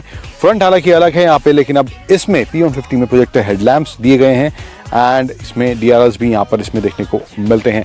Aggressive, sporty and sharp elements इसके डिज़ाइन में यहाँ पर देखने को मिल रहे हैं. एंड साइड प्रोफाइल जो ओवरऑल है वो आपको N160 वाला ही झलक थ्रू आउट इसके साइड प्रोफाइल में देखने को मिलने वाला है. टैंक से लेकर इसके रियर पैनल्स यहाँ तक जो जाते हैं तो ओवरऑल वो लुक कुछ वैसा ही है, लेकिन अग्रेसिव और शार्प काफ़ी इन टर्म्स ऑफ डिज़ाइन पहले के मुकाबले लग रही है.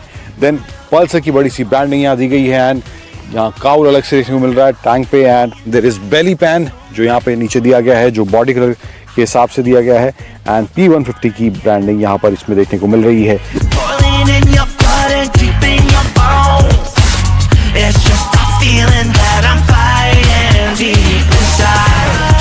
सीट जो है इसमें स्प्लिट सीट्स आती हैं. इसमें 2 वेरिएंट हैं, SD और TD. एंड जो इसका स्टार्टिंग वेरिएंट है SD उसमें सिंगल